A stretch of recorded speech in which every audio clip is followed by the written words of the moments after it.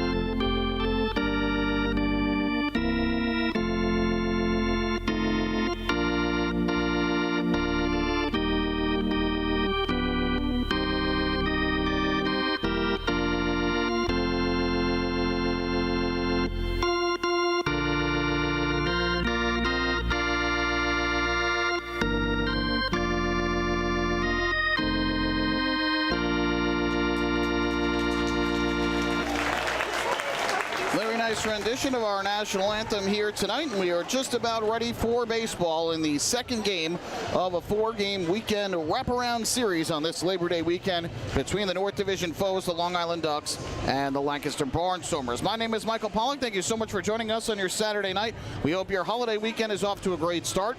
Fans continuing to file in. Big crowd expected tonight for the second game of this series, especially with the post-game fireworks after tonight's ball game. Let's go through the starting lineups for the two teams this evening. We'll start off with the Barnstormers, managed by Ross Peoples. Leading off will be the second baseman, Melvin Mercedes. Jason Coca will bat second at shortstop. The three-hitter and first baseman is Andretti Cordero. And hitting in the cleanup spot, the designated hitter, Wilson Garcia. Batting fifth, the left fielder, Chad Cedillo. Sean Dunston Jr. moves up to the sixth spot tonight and is in center field. Chris Proctor gets the start this evening. He came off the bench yesterday as the designated pinch runner. He will bat seventh and play right field. Jack Conley, who was ejected from the game last night, back behind the plate doing the catching and batting eighth. And Trace Lair will round out the order at third base. He hits in the ninth spot. Again, they will all be facing Long Island Ducks right-hander Joe Iorio.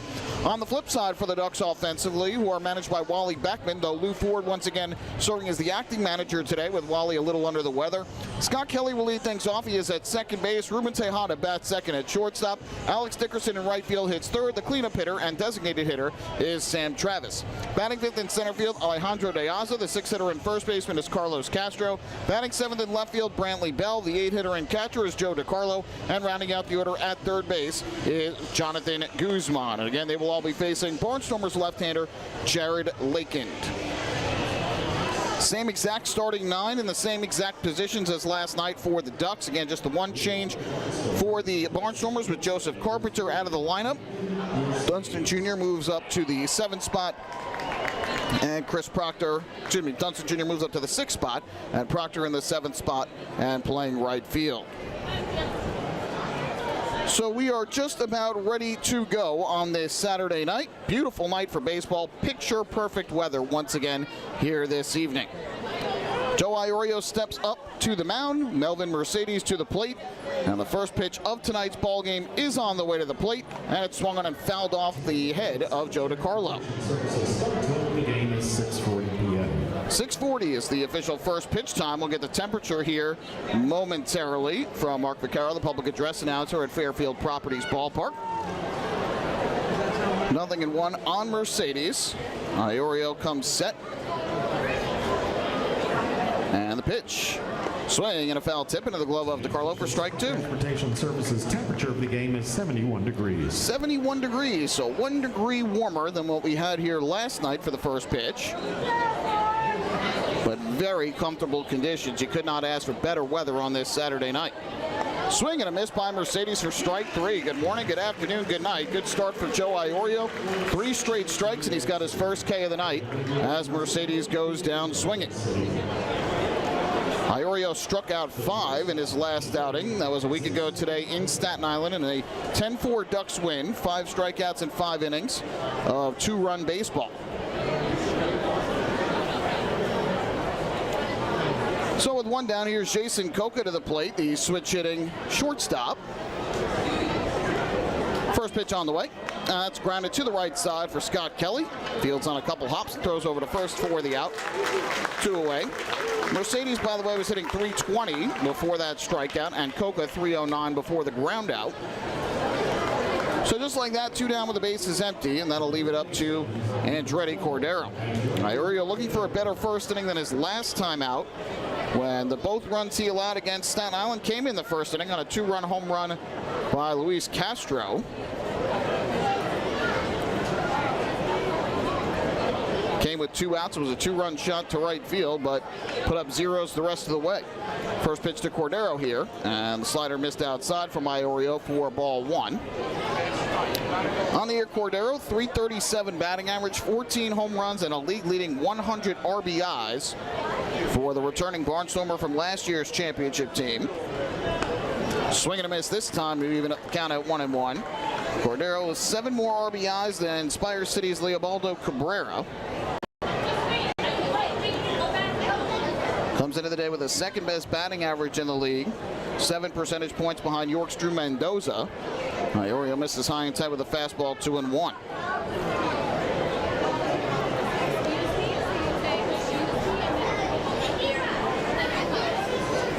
Second baseman shaded slightly towards the middle. That's Kelly. 2-1 from Iorio. And Cordero hits a ground ball towards short. Gobbled up there by Tejada. And his throw on to first in time for the out. So a good start to the game for Joe Iorio as he sets down the Barnstormers in order on a strikeout and 2 groundouts. And that is a PSEG Long Island energy efficient inning. With energy efficiency programs from PSEG Long Island, saving on your electric bill is also as easy as 1, 2, 3. Visit PSEGLINY.com/efficiency to learn more. Barnstormers, nothing in the Ducks coming up to bat. Hey fans, this is Robert Stock, and you're watching the Long Island Ducks live on FloBaseball. PSEG Long Island wants you to know how to save energy and money in your home. Did you know energy efficient appliances can use up to 25% less energy? Here's how to save. PSEG Long Island offers money-saving rebates when you purchase Energy Star appliances. Discover how a little energy efficiency know-how can mean savings in your home. Find more energy efficiency tips, tools, and money-saving rebates at psegLINY.com/save money. The Waddle Inn Shop is your home for everything Ducks baseball. The team store is full of official Long Island Ducks merchandise, great gifts, hard-to-find memorabilia, team apparel, and so much more. You can even get your favorite name and number put on the back of your very own Ducks jersey. Celebrate Waddle Inn Wednesday as well, with exclusive deals in-store during every Wednesday home game. Visit the Waddle Inn Shop today at Fairfield Properties Ballpark or shop online anytime at liducks.com.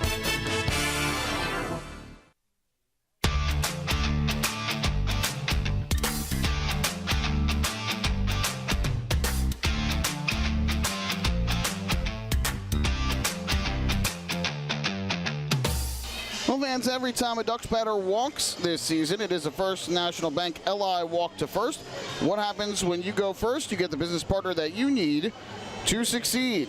First National Bank LI invites you to experience customer first service for yourself. Visit fnbli.com.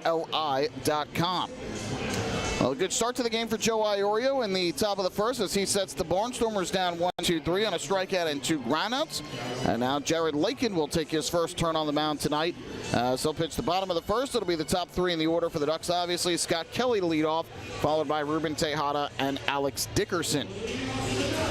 Light breeze blowing out towards left field tonight. Not really much, though, that will affect the flight of the baseball. Lights are on at the Duck Pond. Most of the field is still in the shadows, but center field and right center field still in the sun, which continues to set behind the third base stands. So here is Kelly to the plate. First pitch on the way, and that is taken for a strike on the inside corner. 0-1.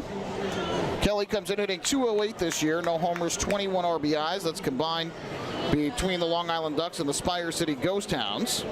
0-1 fastball misses up and away, 1-1. Been Been a tough offensive season for Kelly, but a guy who loves to play the game, be in the lineup, a scrappy young player. 1-1. That's on the outside corner. Just caught a piece of the black for a strike. And Lakin quickly ahead in the count at 1-2.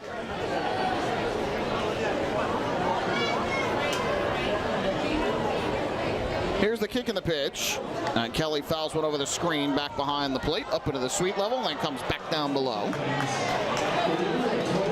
Most of the seating bowl filled in. Some fans still making their way down from the concourse into their seats on this Saturday night. Surely a big crowd on hand here with the great weather, the fireworks expected. Of course, Breast Cancer Awareness Night. A lot of exciting stuff going on at the ballpark this evening. 1-2, grounder to third. Nice pick out of the dirt by Trace Lair, and he throws on the run in time for the out, one away. Boy, Trace Lair, very good third baseman for the Barnstormers. He's made just 5 errors at the hot corner this year. And that was not an easy hop on that chopper by Kelly, but makes it look easy, does Lair, one away.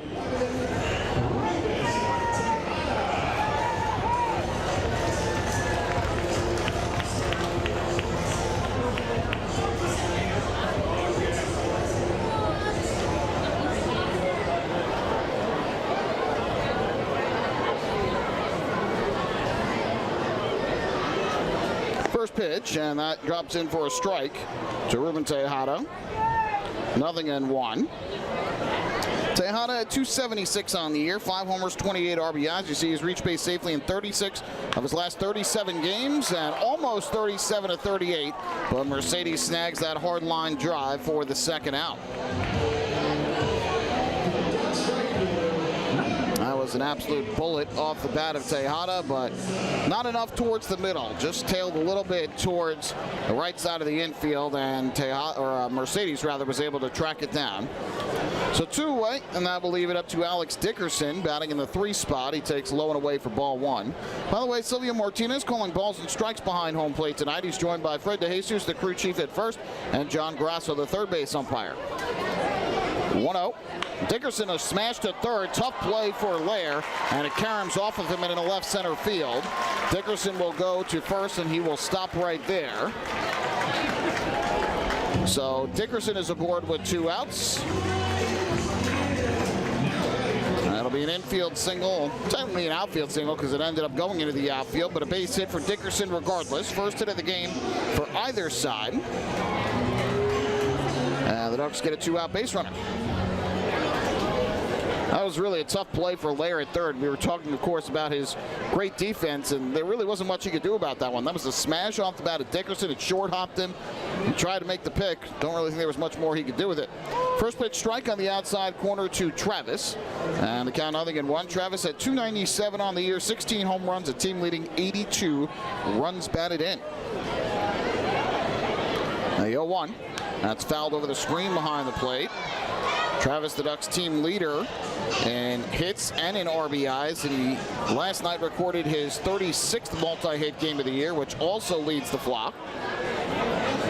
2 better than Alex Dickerson, the man who just got aboard. Not really a stolen base threat. No steals, no caught stealings this year for Dickerson. 0-2 to Travis, down and in. Excellent block by Jack Conley, sliding to his left. That gets by, and Dickerson gets in a scoring position. That's another count, 1-2.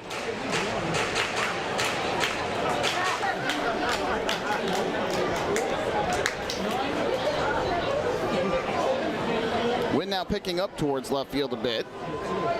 Lakin comes set at the belt, and is 1-2. Down and in, and again Conley blocks it, but this time Dickerson goes for second, and he'll go in there standing up. Well, Conley was able to block it a bit, but caromed off to the third base side. And a good break by Dickerson gets him in a scoring position. So now the Ducks with a runner at second base with 2 down. And a 2-ball, 2-strike count on Sam Travis.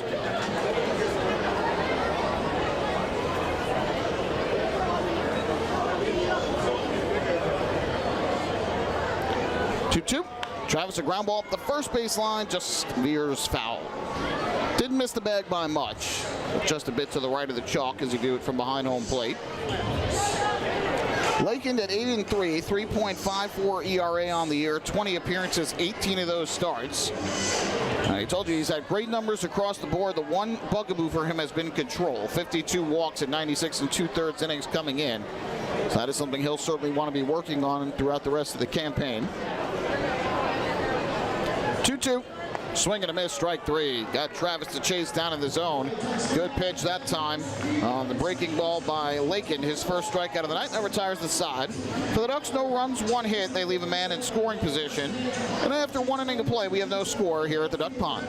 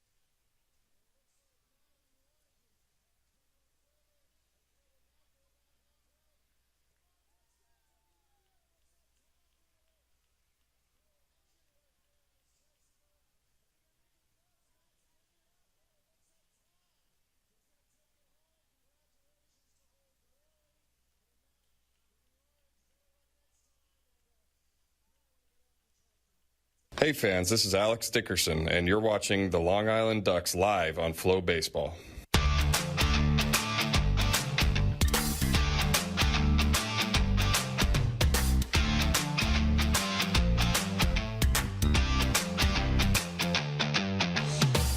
To the second inning we go here at the Duck Pond. You see the pink LI jersey behind home plate, or LI logo, I should say, behind home plate tonight.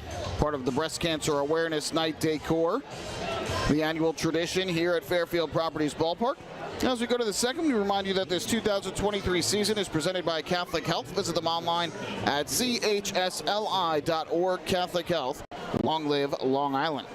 Neither side able to dent home plate in the first inning. The Ducks had the only base runner on the single by Alex Dickerson. And up will step the cleanup hitter and DH for Lancaster, Wilson Garcia. First pitch on the way to the plate. Fastball taken for a strike. 0-1 the count. Garcia at 309 on the year for Lancaster. 14 homers, 51 RBIs. Those totals actually combined between Barnstormers and the Spire City Ghost Hounds, who we began the year with. 0-1. Misses inside from Iorio. And that'll even the count up at 1-1 strike. This is Iorio's 23rd game of the year, 17th start. 4-8 record, a 6.93 ERA on the year. 1-1. Breaking ball lifted in the air to left. Drifting in on it, Brantley Bell. And he'll settle under it to make the catch for out number one. Well, unlike Lakin's, control has not been an issue for Joe Iorio this year. He's had one start in which he walked 5. Everything else has been 3 walks or less. And really only one that he walked 3. So he had one that he walked 3, one that he walked 5. Everything else has been 2 or less. Just 29 walks total this year in a total of 88 1/3 innings coming into the ball game tonight. Chad Setio takes on the outside corner for a strike.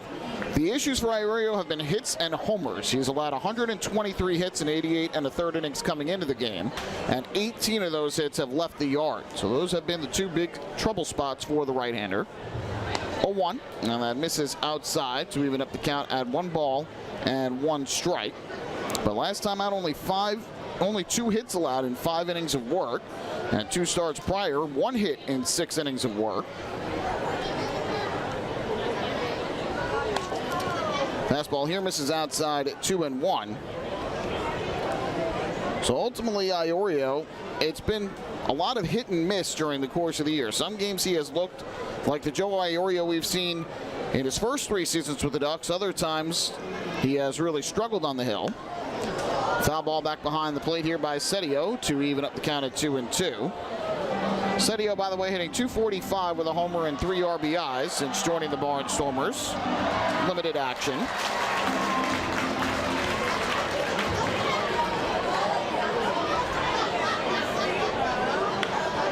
This one is chopped towards second. On the backhand, Kelly juggles, throws to first, and the throw is in time for the out. Fred DeJesus said the throw just beat Cedillo to the bag. Cedillo disagrees, but not as angry as Ross Peoples seemed to be. We'll take a look at that one again. And Kelly kind of double clutched there through to first. Well, that was close. Cedillo might have just gotten his foot in there in time. A close play at first, but Kelly saved of the error. Good job to stick with it. So with 2 away, that is going to leave it up to Sean Dunston Jr.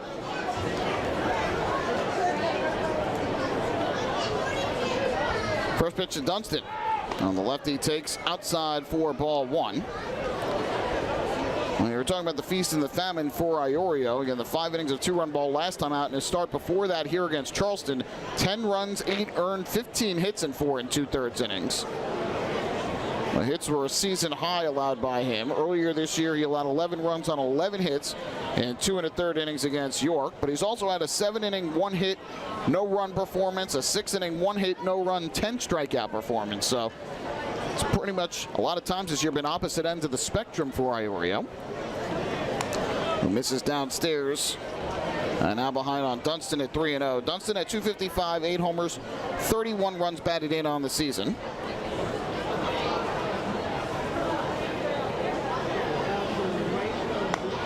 And that misses outside, ball 4. So Sean Dunston Jr. works his way aboard with a 2-out walk. He was chatting with Silvio Martinez after that walk. Not sure what it was about. But either way, first walk of the night issued by Iorio, and the Barnstormers have their first base runner of the game.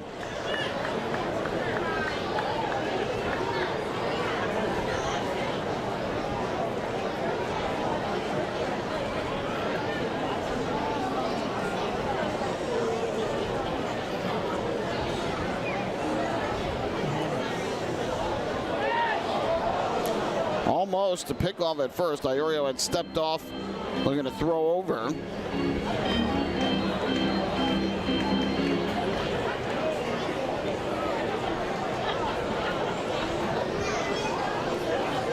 First pitch here, and that is taken up and outside by Proctor for ball 1. Proctor did not start the game yesterday. He did come in as a pinch runner for Garcia in the 2nd inning. Overall this year hitting .237 with 3 home runs and 18 RBIs. 1-0. And now Iorio's lost the strike zone a bit. Misses inside 2-0. And that's going to bring Joe DiCarlo out from behind home plate to try and settle down the right-hander. It's not often this early in the game you'll see a mound visit, especially from a catcher, but DiCarlo rather goes out to have a quick word. I must see something in Iorio's mechanics that doesn't look right.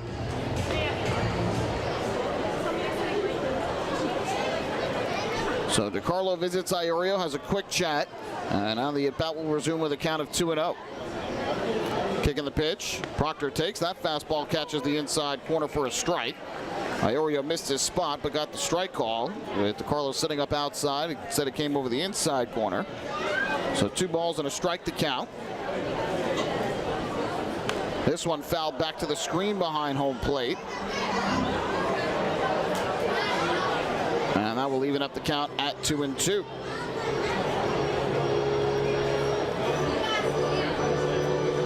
Iorio tossed a 1-2-3 first inning, a strikeout and 2 groundouts. Got the first 2 outs here in the 2nd before the walk.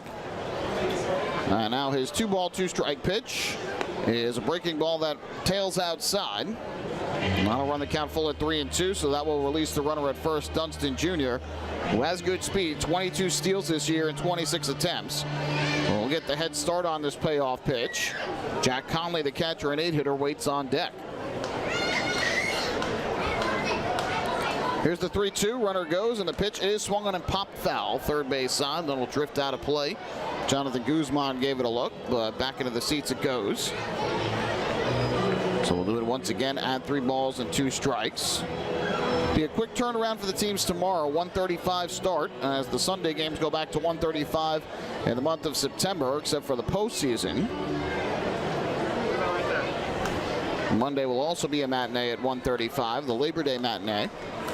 Again, the 3-2, runner takes off, and Proctor pops it up in the air to left towards the line. Brantley Bell drifting over, gets to the spot, makes the catch, and that will retire the side. Iorio able to work around the 2-out walk to Sean Dunston Jr. Strands him aboard. No runs, no hits. And 1 man left after an inning and a half. We remain scoreless. Hey fans, this is pitcher Joe Iorio, and you're watching the Long Island Ducks live on FloBaseball. This is it. Check it out. See what everyone's talking about. Let Nicola pave your way.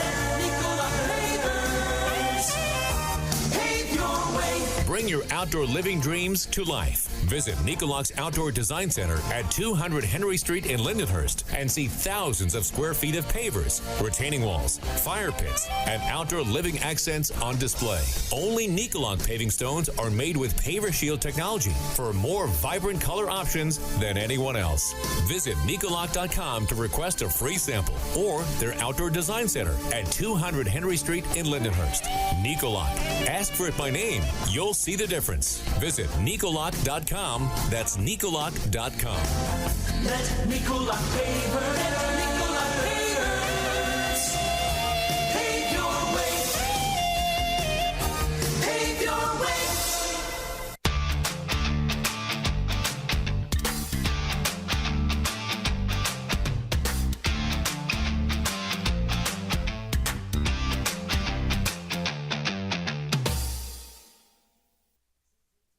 Fans, have you heard this season FloBaseball is your home for all things Atlantic League Baseball, including live streams of every Ducks game. Tune into all the action by visiting FLOBaseball.tv or download the Flow Sports app on iOS or Android devices, Apple TV, Amazon Fire TV, Roku, or Chromecast. Nothing doing with the first inning and a half of the ball game. We make our way to the bottom of the second. Jared Lakin back to the hill for the Barnstormers. And it'll be 5, 6, and 7 in the order for the Ducks. Alejandro De Aza to start, followed by Carlos Castro and Brantley Bell.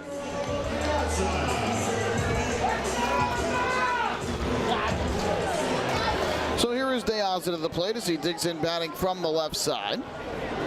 Third baseman Trace Lair playing in tight in case De Aza slaps one the other way or tries to lay one down. First pitch, and it's on the outside corner for a strike. Good fastball from Lakin, 0-1. De Aza comes in hitting .277 on the season. Has 4 home runs and 42 runs batted in. Quackerjack getting a big hand as he makes his way to the fans behind home plate. 0-1. And a check swing. The ball misses down and away and goes all the way back behind the plate. De Aza was able to hold up, and that'll even the count at 1-1. So lefty and 2 righties due up for the Ducks in this inning against the left-hander Lakin. Long Island only with 2 lefties in their lineup and on their roster in Dickerson and De Aza. Everybody else a righty hitter. Ducks missing 2 other lefties who are out injured, Wood Powell and Chance Cisco.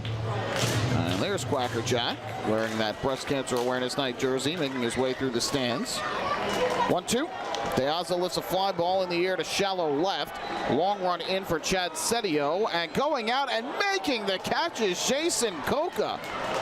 What a grab by the Barnstormers shortstop, who seemingly came out of nowhere and tracked down that shallow fly ball off the bat of Alejandro De Aza.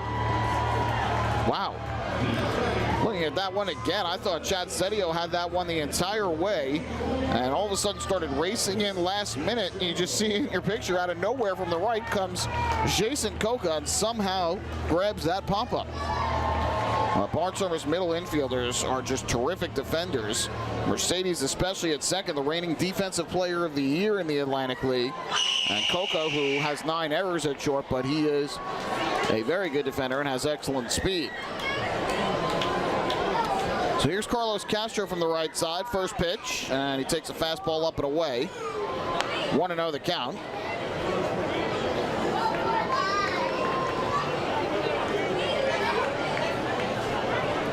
Castro at .320 for Long Island. After starting the year in Mexico, he takes a strike on the outside corner, 1-1. And Castro's been swinging a good bat of late for the Ducks. In his last 17 games, a .338 batting average, a .913 OPS. Here he fists one towards the right side, grabbed on a hop by Mercedes, and the second baseman throws him out for out number 2.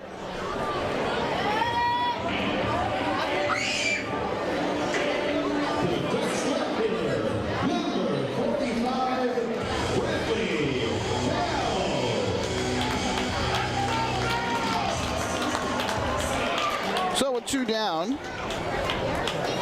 That'll leave it up to Brantley Bell for the Ducks. First pitch is a ball. 1-0 the count. Bell on the season hitting .260 for the Ducks. He's got 9 homers, 49 RBIs. Here, cracks one in the air deep to left, but that's going to hook foul. And the count, 1 ball and 1 strike. Lakin's last time out against Gastonia a week ago today. 2 runs allowed on 3 hits and 2 walks over 6 innings. Struck out 4 and took a no decision. Just 78 pitches in the outing, 51 for strikes. Those 78 pitches, the exact same amount Iorio threw in his start a week ago today, though Iorio threw 1 more strike, 52 strikes for him. 2-1. Bell a chopper past the mound toward short. Charging it is Coca. Fields and throws to first and just beats the speedy Bell by a step for the final out of the inning. So the Ducks go down in order on a pop out and 2 groundouts. And after the teams went 6 scoreless innings to begin the game last night, we're through 2 scoreless here tonight as the Ducks and the Barnstormers play the second game of this 4-game series.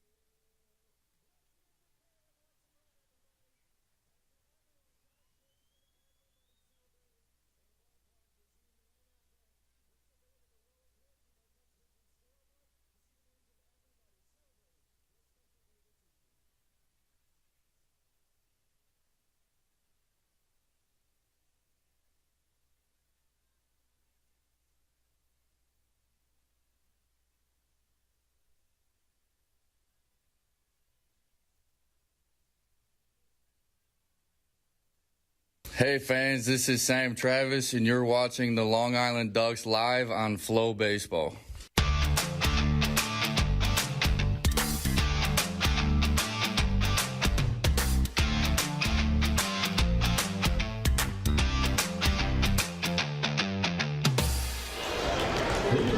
Fans, be sure to follow along throughout the rest of the season as the Ducks team up with Island Federal Credit Union and hit home runs for hunger every time a Ducks player hits a home run at Fairfield Properties Ballpark.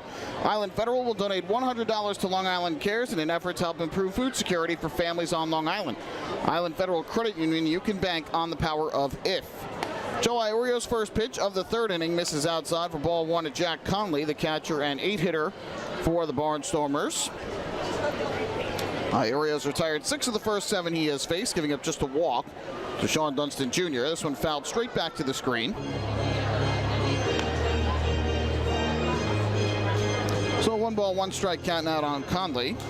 5 homers, 31 RBIs, just a .236 average, but when he gets on, he loves to run. 28 steals, the most among any Atlantic League catcher this year. 1-1. That's lined towards short and just off the glove of a lunging Ruben Tejada for a base hit. Conley will go to first and stop right there as Bell picks it up and fires it in. Good effort by Tejada, just out of his reach. And there's the first hit of the night for Lancaster.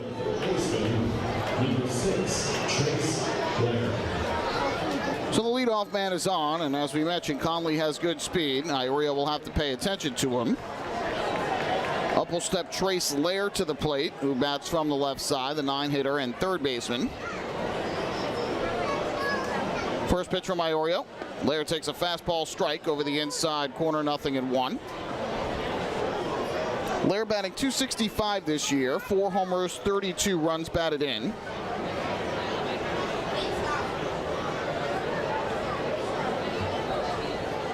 Swing and a miss, good fastball. And the count quickly goes to 0-2.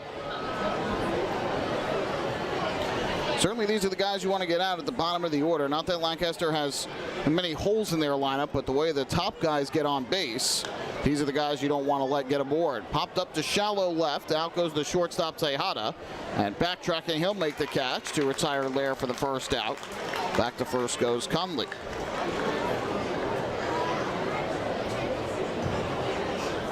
The second baseman, number 3, Mercedes. So with one down and one on, back to the top of the order we go for the switch hitter Melvin Mercedes, who struck out swinging his first time up. The lone K of the night thus far for Joe Iorio.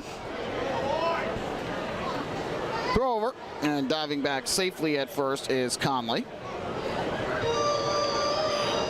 This is the fourth time this year that Iorio is facing the Barnstormers. He has faced them once as a starter and twice in relief this year. The results have not been great for the right-hander. First pitch to Mercedes is a fastball outside, 1-0. In his start June 25th at Clipper Magazine Stadium, Iorio was tagged for 14 hits and 10 runs, 7 earned in 5 innings of work, and took the loss in an 11-5 defeat.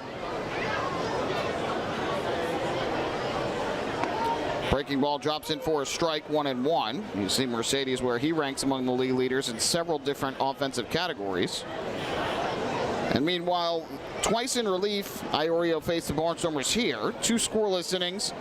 In a Ducks 10-8 loss, he took a no decision July 11th. 2 days later, he allowed 4 runs on 4 hits in an inning and took a no decision in a 15-8 Ducks loss. Mercedes slaps one foul down the left field line for strike 2. Meanwhile, last night was the Ducks' first win here at home over the Barnstormers this year. Lancaster swept them in a 3-game series, July 11th through the 13th. But the Ducks, meanwhile, have won 5 of their last 6 on the road at Clipper Magazine Stadium. Now, timeout called here by Martinez. The batter asking for the timeout as the pitch clock was winding down. So Mercedes gets his 1 timeout that he's allowed. And Iorio and DeCarlo will go through the signs once again.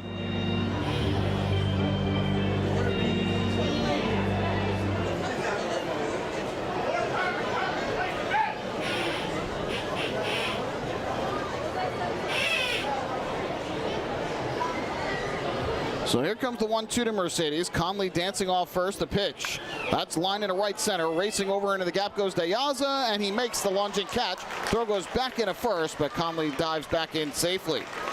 A nice play by De Aza to track that one down. That one was sinking quickly off the bat of Mercedes, but De Aza tracks it down for the out. And now a 2-away. That'll leave it up to Jason Coca.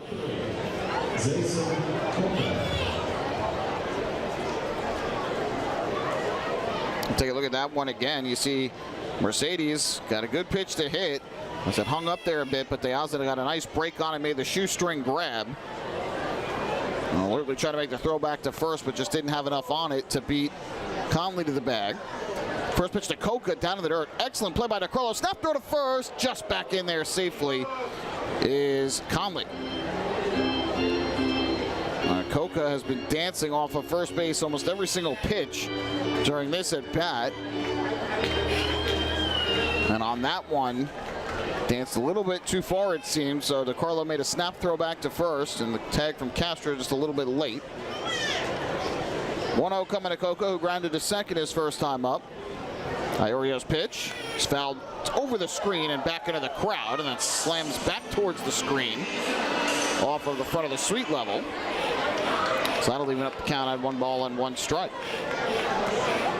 Iorio in his career against the Barnstormers, 5-2 with a 4.71 ERA. That encompasses 17 appearances, 11 starts going back to 2019. So he has seen this team plenty. Throw over, and Conley dives back safely ahead of the tag from Castro.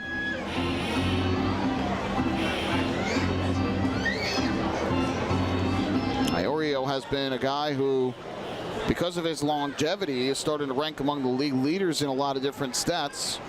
The 1-1, That's driven in the air to center. That'll chase back Deaza, but on the run he tracks it down and makes the grab, and that'll retire the side. The back-to-back batters hit the ball to Deaza, one shallow, one deep, but Deaza got good breaks on both to make the grabs. No runs a hit, one left for the Barnstormers. 2.5 innings complete on this Saturday night. We are still scoreless. Hey fans, this is Ian Clarkin. You're watching the Long Island Ducks live on FloBaseball.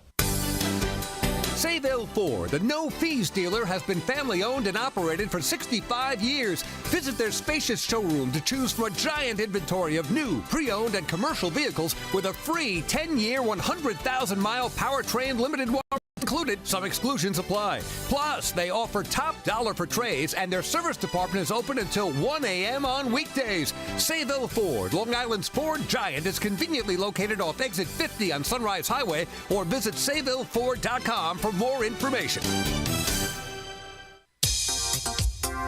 Hey kids, are you ready to be part of the coolest club in town? If so, sign up today for the Long Island Ducks Kids Club, presented by Bethpage Federal Credit Union. Children 14 and under will receive exclusive perks that only come with being a member, including a free ticket to a Ducks game, a free commemorative yearbook, 10% off at the Waddle Inn Shop, and much more. They'll also receive priority access to skip the line during Kids Run the Bases at all Sunday home games. Sign up today by visiting liducks.com or by calling 631-940-3825, and we'll see you at the ballpark.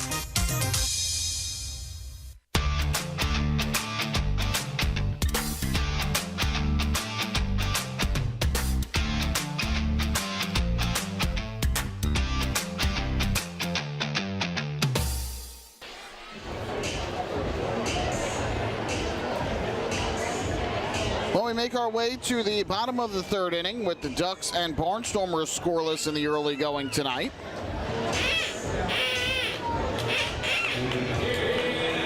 Back to the mound, Jared Lakin, the left-hander for Lancaster, who has allowed just one base runner through the first 2 innings. That was a single by Alex Dickerson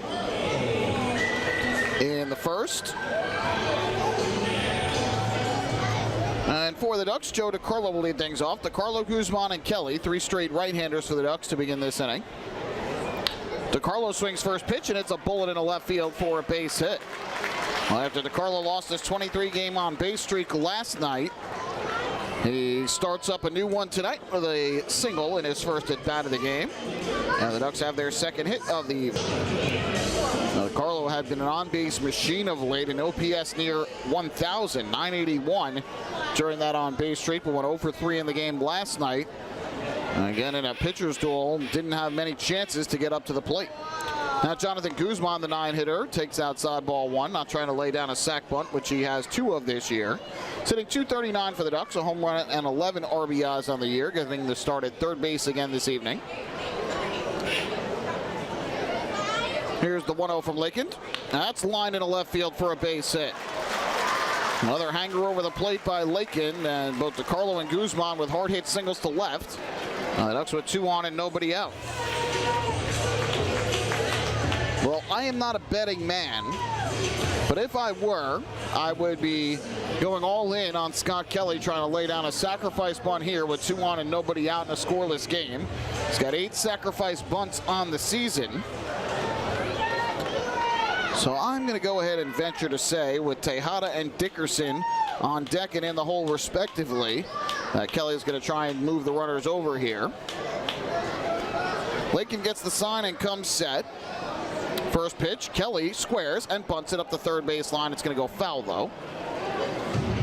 And so the count 0-1 on Kelly, who grounded out to third base his first time up. He's gone into a bit of a slump at the plate of late.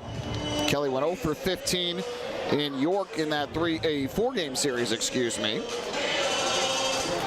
He was 0 for 15, was hit by a pitch 3 times, though, and went 0 for 4 in the series opener last night. Has not picked up a hit in his last 5 games.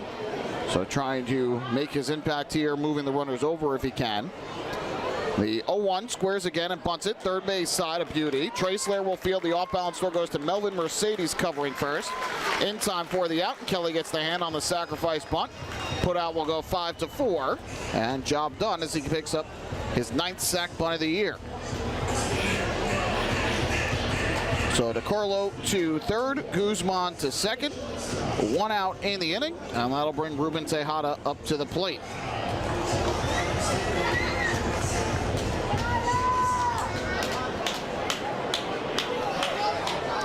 So Tejada will dig in from the right side. He lined one hard towards the middle of the infield his first time up, but it was caught by Melvin Mercedes. Lakin's first pitch. Tejada takes on the outside corner for a strike. Good first pitch fastball there from Lakin, and the count 0-1. Tejada had a hit in last night's game, a single, and scored a run. In fact, scored the run that gave the Ducks a 1-0 lead and broke up the scoreless duel. 0-1. And that curveball drops just a little bit high. Good pitch from Lakin, but as you see, just a little bit up in the zone. So that'll even things up at 1-1 strike. Tejada's been an on-base machine for the Ducks, especially here in the second half. 1-1 delivery. And Tejada rips one to third. Tough play for Lair. It goes off his glove and into left.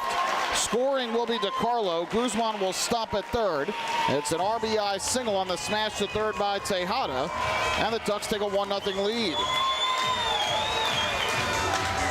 Just absolutely nothing that Trace Lair could do about that one. That was scalded off the bat of Tejada. Lair went to ground to try and snag it. If he came up with it, it's probably an inning-ending double play. Or check that, at least an out. It was second and third, but if he comes up with it, that's at least an out.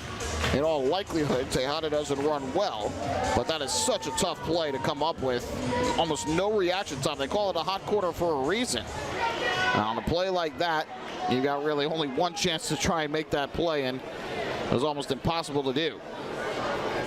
Now Alex Dickerson to the plate. He takes up and inside for a ball. So 1-0. Ruben Tejada with another hit, his 29th run batted in of the season. 96.8 miles an hour off the bat of Tejada on that base hit. Now Dickerson lifts a fly ball to the left. Fairly well hit. Guzman goes back to tag. The catch made and left by Setio.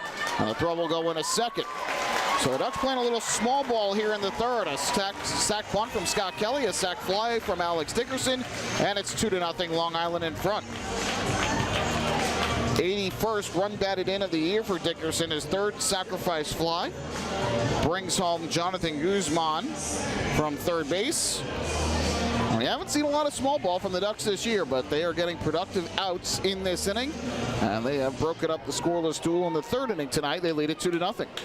Ducks broke it up with a 2-run seventh last night en route to the 2-1 win. Sam Travis to the plate now. He takes high and outside for a ball, 1-0. Travis, the lone strikeout victim of the night for Jared Lakin. That came to end the first. Tejada takes his lead at first base. And the 1-0 is high and outside, a fastball that missed for ball 2. Well, the Ducks with 3 hits here in the third inning after managing just 1 in the first 2 innings of the game, and only 4 hits last night for the Ducks. They're still looking for their first extra base hit of this series. 2-0. And Travis takes a curveball that drops in for a strike to move the count to 2-1. 2 down, runner at first for the Ducks, who have plated a pair in the third to go in front. An RBI single by Tejada and a sac fly by Dickerson. 2-1 driven in the air to right, racing over towards the line and making the catch on the run is Chris Proctor for the final out of the inning. Good play by Proctor to track down that fly ball from Sam Travis. So the Ducks will settle for 2 runs on 3 hits in the inning. There were no errors. They leave a man on base. And after 3 innings of play, it's now the Ducks 2 and the Barnstormers nothing.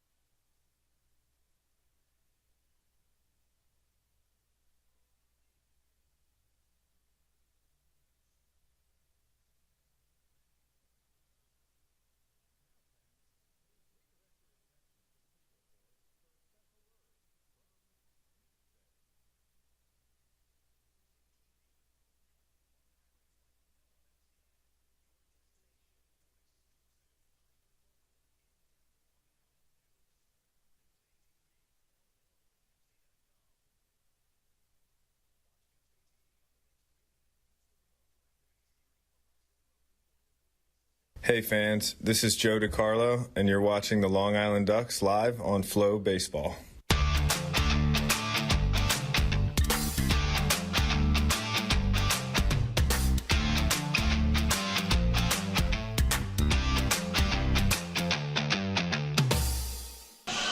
Well, we head to the fourth inning,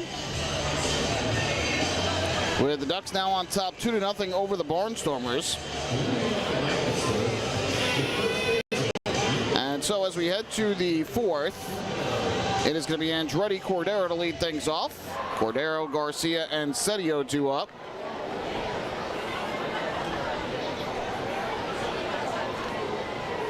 First pitch to Cordero is hit well in the air to left. Brantley Bell goes back. He looks up, and you can forget it.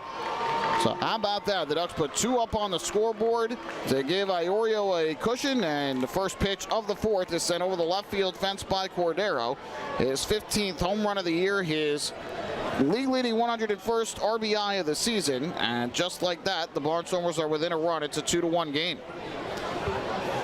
Well, we mentioned earlier, the home run ball has been the kryptonite of Joe Iorio this year. That's the 19th home run he has allowed this season. And Andretti Cordero wasting no time. He's got a good pitch to hit. First pitch of the inning and sent it over the left field fence. I believe that went over both walls next to the scoreboard.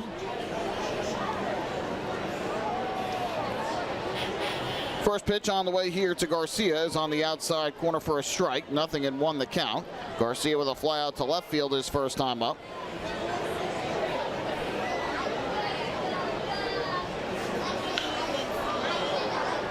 Fly ball to shallow left here. Going to be a tough play for Brantley Bell. Races in and almost makes a spectacular catch, but it's off his glove and lands in shallow left for a base hit. So Garcia is aboard. Back-to-back hits allowed by Iorio, who had given up just one single over the first 3 innings. But a homer and a bloop single, and the Barnstormers have the time run aboard.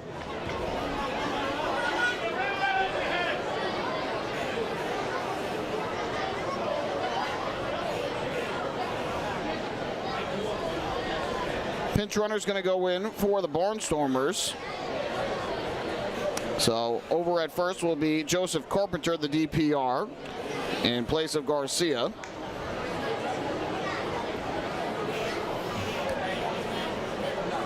Carpenter started the game last night, but went 0 for 4 with 4 strikeouts, the Golden Sombrero.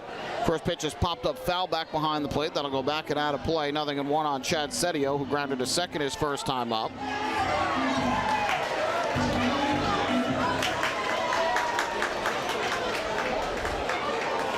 So Carpenter the tying run over at first base with nobody out. Here a swing and a miss. Out in front of the changeup that time was Setio. And the count quickly 0-2. Setio last night went 1 for 3 with a single and a walk. Got aboard his first 2 times up, then fly to center in his last 2 plate appearances. Iorio misses outside here to move the count to 1-2. We will take a look at the health report here in inning number 4. It's brought to you by Island Shore Physical Therapy, the official therapists of the Long Island Ducks. 1-2. Setio takes inside, and that hit him. Initially, I thought that went off the knob of the bat, but must have caught that guard he has on the arm. And I think Iorio was trying to tell Silvio Martinez that maybe he stuck that arm out and didn't really try to get out of the way of that. Take a look at it again here. Iorio's got a pretty good point there, and now he's asking the umpires to get together and discuss this. It certainly did not look like Setio tried to get out of the way at all of that. Not that there was a ton of reaction time on a fastball, but looking at that replay, it almost looked in a way like Setio's elbow kind of went out over home plate a bit. It really wasn't that errant of a pitch from Iorio. So we'll see what the umpires say here, and after the discussion, they will say it is a hit by pitch. So they elect not to overturn the call. Surely the umpires probably, none of them had a better look of it to definitively overturn it. So Chad Setio is hit by a pitch. That's the 5th time he's been hit, the 5th batter that Iorio has hit this year. Now the tying run at second, the go-ahead run at first, nobody out. And up steps Sean Dunston Jr. First pitch fastball here is at the knees for a strike. 0-1. left and walked his first time up in the second. The lone walk of the night given up by Iorio. 0-1. And misses low and outside. And so that'll even up the count at 1 ball and 1 strike. 2 players out on the health report for the Ducks are both position players who are out injured for Long Island. And that is Boog Powell and Chance Cisco. 1-1. Fouled back. Right to the screen, 1-2. For Powell, he's dealing with an undisclosed lower body injury. And for Cisco, it's an undisclosed lower leg injury. So those 2 remain out on the injured list for Long Island. Some other roster moves took place today for the Ducks as well. 1-2, line in a left. Brantley Bell moves a little bit over to his left to make the catch. Carpenter went back to second but did not tag. So there's the first out of the 4th as Dunston flies out the other way, 1 away, and that'll bring up Chris Proctor.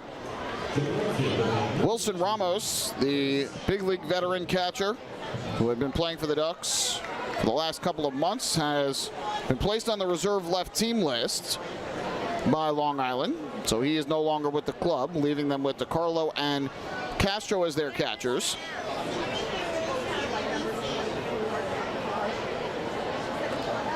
First pitch on the way here to Proctor, and it is taken at the belt on the outside corner for strike 1. And Mirandi Gonzalez, who had been out on the injured list for the Ducks with fatigue, was released by Long Island today. So the Ducks right now playing with a 25-man active roster. You're allowed 26 in the Atlantic League. 0-1. That's fouled off back behind the plate. And Proctor now behind at 0-2. He fly to left his first time up to end the second. Barnstormers also made a roster move today, and that was for pitcher Zach Warren.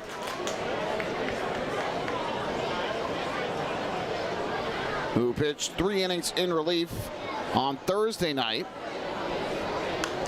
Fouled off again by Proctor. He was placed on the reserve left team list by Lancaster today.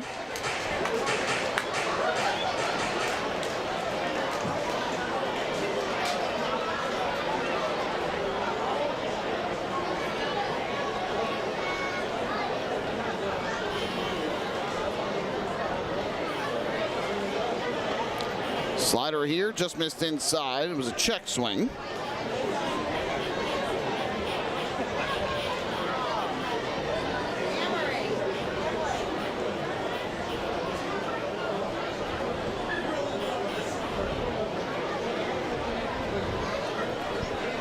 Runners lead from first and second, 1 down, the 1-2. Proctor fouls off another one back behind the plate. Good battle here between Proctor and Iorio. Right now, Iorio is at 55 pitches, 37 of which have been strikes.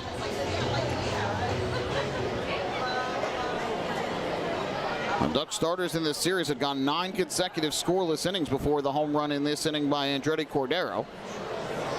1-2, and that's golfed in the air foul. Third base side out of play.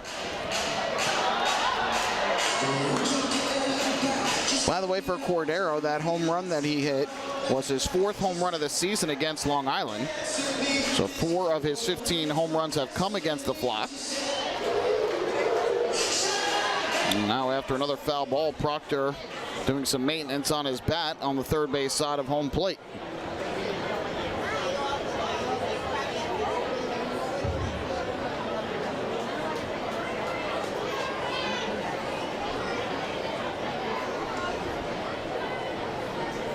And now Proctor ready to go as he digs back into the batter's box. Iorio looking in for the sign and has what he likes. Here's the 1-2 pitch.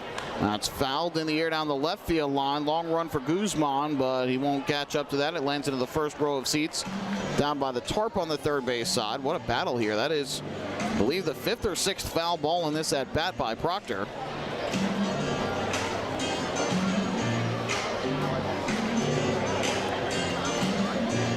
The runner at second is pinch runner Joseph Carpenter, who took over for Garcia after his bloop single to left. Chad Sedio, the runner at first. He was hit by a pitch. And another 1-ball, 2-strike pitch coming up here.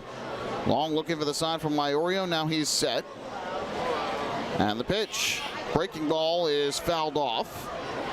DiCarlo unable to squeeze it for strike 3. And we'll do it yet again. Barnstormers, by the way, have had several players who have been out on the injured list this season, none bigger than Kelly Dugan, who was out injured early on after he got off to a struggle at the beginning of the season. And he's been out on the injured list for quite a while since. 1-2. And that is taken high and outside for a ball to even up the count at 2 balls and 2 strikes. Next pitch, I believe, will be number 9 of this at bat from Iorio to Proctor. Here it is. And a swing and a miss, strike 3. So Joe Iorio finally wins the battle on pitch number 9 and picks up his second strikeout of the night. Proctor now 0 for 2. And with 2 away, that'll leave it up to Jack Conley.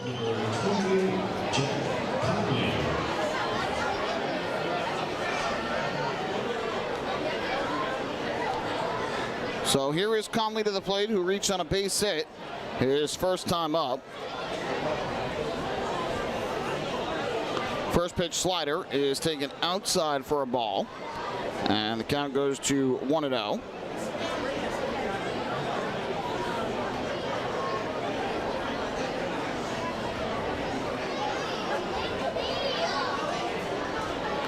Pitch is a swing and a miss. Good fastball diving down and away.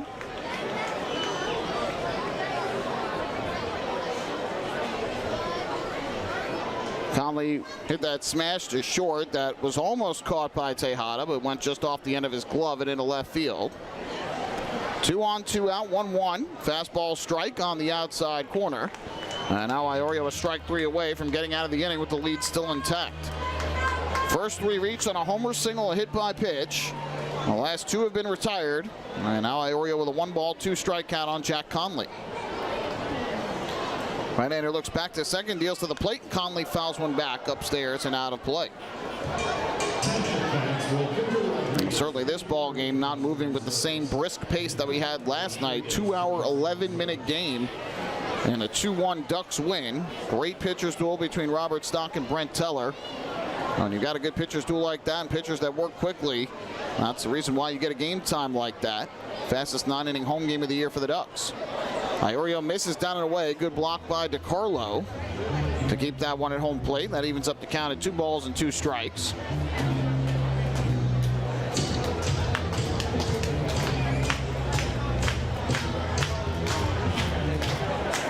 And Carpenter leads from second. Cedillo from first. Carpenter with the better speed of the 2. 2-2. That's popped up in the air, left side of the infield. Jonathan Guzman settling under it, and he will make the catch. That'll retire the side. So good job by Joe Iorio to avoid any further trouble. After the first 3 reached, the Barnstormers do get a run on 2 hits and a hit batter. No errors, they leave 2. And Andretti Cordero's leadoff solo home run in the 4th has closed the gap to 2-1 in favor of the Flock. Hey fans, this is Robert Stock, and you're watching the Long Island Ducks live on FloBaseball. PSCG Long Island wants you to know how to save energy and money in your home. Did you know energy efficient appliances can use up to 25% less energy? Here's how to save. PSCG Long Island offers money-saving rebates when you purchase Energy Star appliances. Discover how a little energy efficiency know-how can mean savings in your home. Find more energy efficiency tips, tools, and money-saving rebates at pscgliny.com/save money. Has your family been affected by substance use? You're not alone, and recovery is possible. At FCA, our caring team members work with you to identify a plan that meets you and your family's needs. We have virtual and in-person peer services ranging from treatment to recovery, prevention, and crisis support. Reach out to FCA to help plan the next best steps for your family. Visit FCALI.org or ThriveLI.org to start your journey today.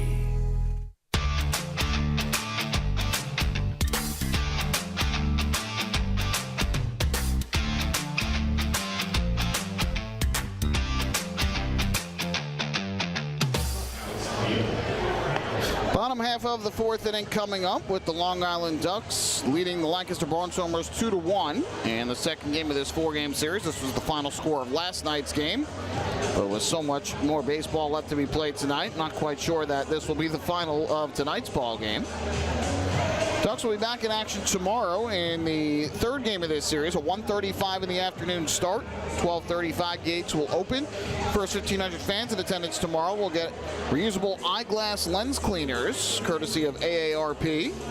It's also a Bethpage Federal Credit Union Sunday Family Fun Day. Pre-game catch on the field, post-game kids are on the bases. The tickets are still available for the game at the Fairfield Properties Ballpark box office, online at liducks.com, or by calling 631-940-3825.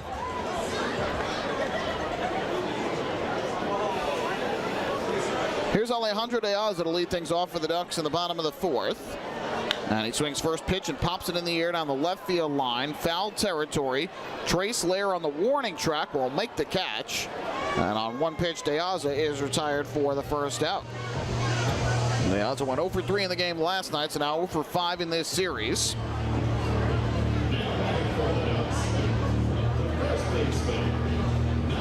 One down in the inning, and up to the plate is going to step Carlos Castro. De Aza had popped out in a shallow left his first time up, that great running grab made by Jason Coca.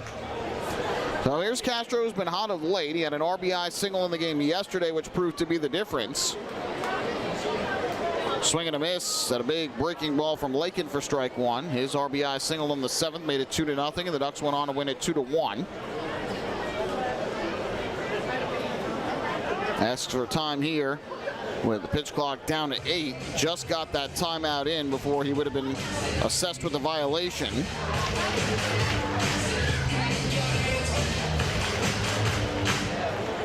So they reset the clock now that Castro is back in the box. 0-1 from Lakin.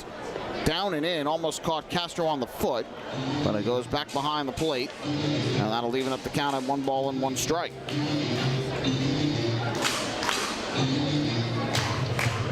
And Castro finished that game yesterday 1 for 3 with that RBI single, his 19th run batted in of the year. 1-1. Lakin misses high and outside for ball 2. Lakin, by the way, is at 44 pitches right now, 29 of which have been strikes. 2-1 chopped foul. Just getting a piece of it was Castro to even up the count at 2-2. Mentioned Iorio's numbers earlier in the game against the Barnstormers this year. They haven't been great. Lakin, meanwhile, has made 3 starts against the Ducks coming into the game tonight.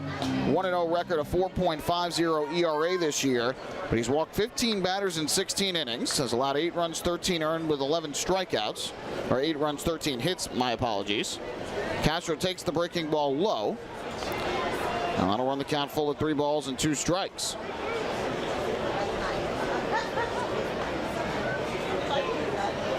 The count now full on Castro.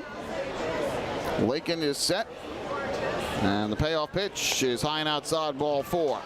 So Carlos Castro works his way aboard. First walk of the game for Lakin, and that is the First National Bank LI walk to first. So the Ducks will get a 1-out base runner as Castro is aboard. That'll bring up Brantley Bell to the plate. Ducks designated pinch runner tonight once again is Trent Taylor. We'll see if he gets used at any point. So here is Bell, who grounded out to short his first time up. First pitch fastball misses upstairs, and the count 1-0. Bell was 0 for 3 in the game last night and saw a 13-game hitting streak come to an end. Swing and a miss here as he chases down and away. Though he had hit safely in 13 straight, he was most of the time getting 1 hit per game, so his average wasn't really moving too much. It's at 259 right now. Castro dancing off first, the 1-1. Bell takes a fastball outside for ball 2. Castro does not have great speed at first. He does have 2 steals and 2 attempts this year, but not really the guy that you'd expect to be taking off, especially in a 1-run game. 2-1 pitch. Bell swings and smashes one foul under the feet of a leaping Lou Ford, coaching down at third.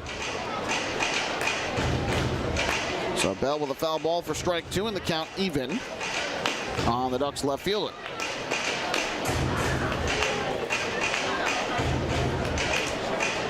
Lakin's last start against the Ducks came August the 15th in Lancaster. And he allowed 2 runs in 5 innings. Gave up 6 hits, 4 walks, struck out 3. In a game the Ducks won. 2-2. Bell takes low.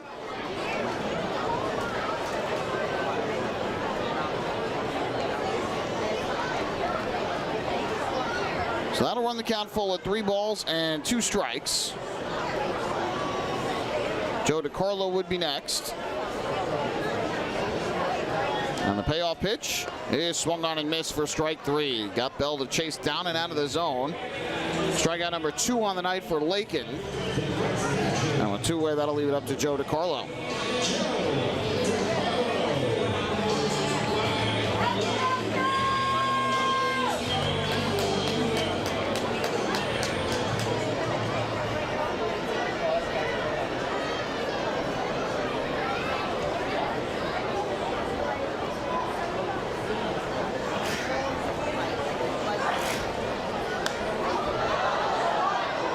First pitch here is fouled back and up and out of play by DiCarlo for strike 1. DiCarlo got the rally started in the 3rd with a base hit to left field, and eventually came around a score on the RBI single by Ruben Tejada. Castro takes his lead at first with 2 down. Ducks leading 2-1.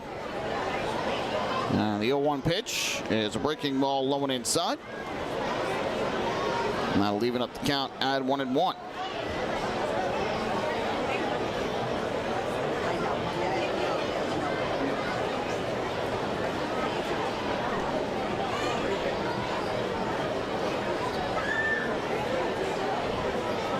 Cordero holds on the runner. Here's the kick of the pitch. Tapped foul back behind the plate. And that runs the count to 1-2. For Jared Lakin, this is his 4th season with the Barnstormers. Started back in 2018 as a reliever and then became a starter. 91 games, 44 starts as a Barnstormer coming in. He's 17-15 with a 4.19 ERA. Took the year off last year, but has come back with a terrific season here in 2023. 1-2. DiCarlo takes outside. And that evens up the count at 2 balls and 2 strikes. DiCarlo trying to keep the inning going. Ducks looking to try and get that run back that they gave up in the top half of the inning.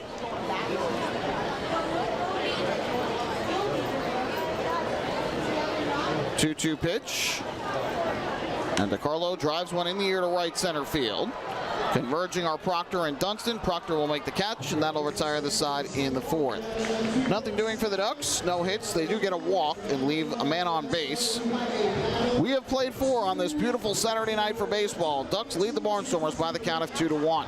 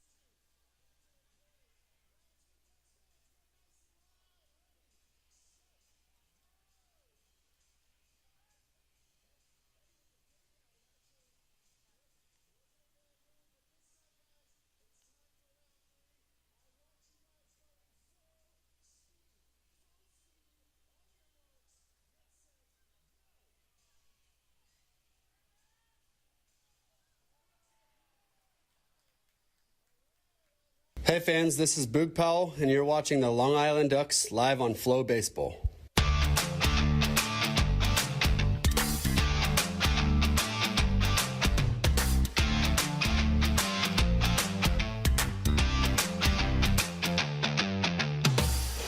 All right, we head to the 5th inning. Ducks with a 2-1 lead over the Barnstormers in Game 2 of this 4-game weekend wraparound series. As we head to the 5th, it is time for today's 5th inning trivia question, where we test your knowledge of the Ducks, the Atlantic League, and baseball as a whole. So stay tuned for that. Today's question is going to be testing your knowledge of the Atlantic League this year with a connection to Major League Baseball as well, and something that happened last night. So get your thinking caps on. We will have that question for you momentarily. Joe Iorio back to the hill for the Ducks. And to the plate for the Barnstormers will be their 9-hitter and third baseman, Trace Lair. First pitch on the way to the plate, and Lair takes a fastball for a strike. 0-1 the count. Lair popped out to short his first time up back in the third inning. From the stretch, here's the 0-1. And that taken low, scooped out of the dirt by DiCarlo to even the count. Last night, Jason Dominguez was the story in his MLB debut down in Houston. He homered on the first swing that he had in the big leagues. A solo shot to left field, and it came off of Justin Verlander, of all people, the former Cy Young winner. Ground out to short here by Lair for the first out of the inning. And with that home run last night, Dominguez became the 5th youngest player to homer in his first career at-bat in Major League Baseball history. So he is now the 5th youngest. 20 years, 206 days. What 2023 Atlantic League player is the 4th youngest player in MLB history to homer in his first career at-bat? So that is the question for you. We'll let you think about it in the top half of this 5th inning. We'll give you the answer in the bottom half. Mercedes shows bunt, pulls back, and takes inside for a ball. The count goes to 1-0. But what a moment for Dominguez and for the Yankees and their fans last night. And the top prospect comes in and homers in his first at bat off of the former Cy Young Award winner. Pitch here misses upstairs to Mercedes. It's 2-0 on Mercedes, who's 0 for 2 tonight with a strikeout and a flyout. Last night he went 1 for 4 in the series opener, doubling in the 8th. And scoring against Albuquerque. Iorio with another miss up and away, and now he's behind 3 balls and no strikes. Here in the 5th, we'll also take a look at some of the out-of-town scores around the league, let you know what's going on. 3-0. There's a strike as Iorio hits the outside corner with a fastball. The game that concerns the Barnstormers the most besides this one is in Gastonia, North Carolina, where the Blue Crabs visit the Honey Hunters. Southern Maryland comes in 2 games behind Lancaster in the division. And right now that game tied at 5 through 3 innings. Fastball's outside from Iorio for ball 4. So a 1-out walk to Mercedes, the second walk of the night issued by Iorio. And the Barnstormers get the speedster on as the tying run. That'll bring up Jason Coca. So again, 5-5 the score in Gastonia for Southern Maryland. 2 home runs off the bat of their designated hitter tonight, Jimmy Kerrigan, his 9th and 10th of the year. Eric De La Rosa's hit his 8th home run for Gastonia. Bunted back towards the mound, fielded barehand on a high hop by Iorio, the throw to first for the out. Boy, what a play for Iorio there, who's been a terrific defender on the mound. He comes off the mound, jumps up and catches it barehand, and throws to first to get the speedy Coca. That's a great play. So there's the second out of the inning.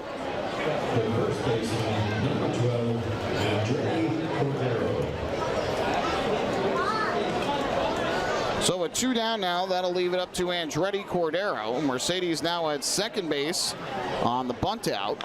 And this first pitch is chopped towards third base. Charging it is Guzman. This will be a foul ball, though.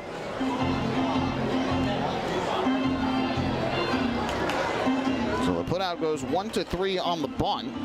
I don't know, with 1 out, that's tough to view that as a sacrifice bunt already with 1 out in the inning.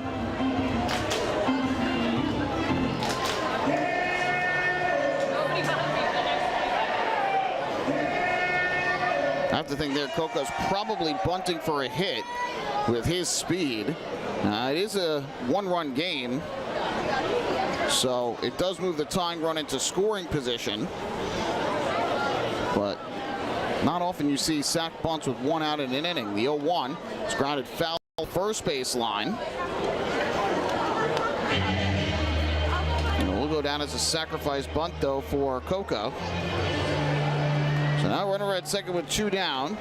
It'll be a no-ball, 2-strike pitch coming to Cordero, again, who took Iorio deep 1 inning ago with a leadoff mammoth solo home run to left field. The 0-2. And he lines one in the air to right this time. Racing back Alex Dickerson. He'll make the catch on the run. And that will retire the side. Andretti Cordero gave it a ride the other way, but Dickerson tracks it down. No run to the inning. No hits. There was a walk. Barnstormers leave their 5th runner aboard, and we are halfway through in Game 2 of this 4-game weekend set. The Ducks 2, the Barnstormers 1. Hey fans, this is Justin Allentoff, and you're watching the Long Island Ducks live on FloBaseball. Hey, Ducks fans, the official hotel of the Long Island Ducks is the Radisson Hotel, Hauppauge, Long Island. It's centrally located on the north shore of Long Island and offers a home away from home for both business and leisure guests. The Radisson Hotel, Hauppauge, Long Island features an indoor pool, 24-hour business center, a fitness center, and complimentary Wi-Fi in all guest rooms. Enjoy the contemporary American cuisine at the Fountain Grill restaurant or grab a quick bite to eat at Cafe Prato. And best of all, it's only minutes away from Fairfield Properties Ballpark. The Radisson Hotel, Hauppauge, Long Island, the official hotel of the Long Island Ducks. Call 231-1100 today. That's 631-231-1100. Morning, Dan. How was your weekend? Oh, it was awesome. I took my family to a Ducks game and had a blast. The seats were great. We ate a ton of food, and the Ducks won. They even had amazing fireworks. Oh, yeah. They got a good thing going on there. I took friends to Thirsty Thursday a couple weeks ago and had too much fun. They should totally use us in one of their radio spots. You mean like the one we're doing right now? Sure, that works. Ducks Baseball. Good times every time. Get tickets at liducks.com.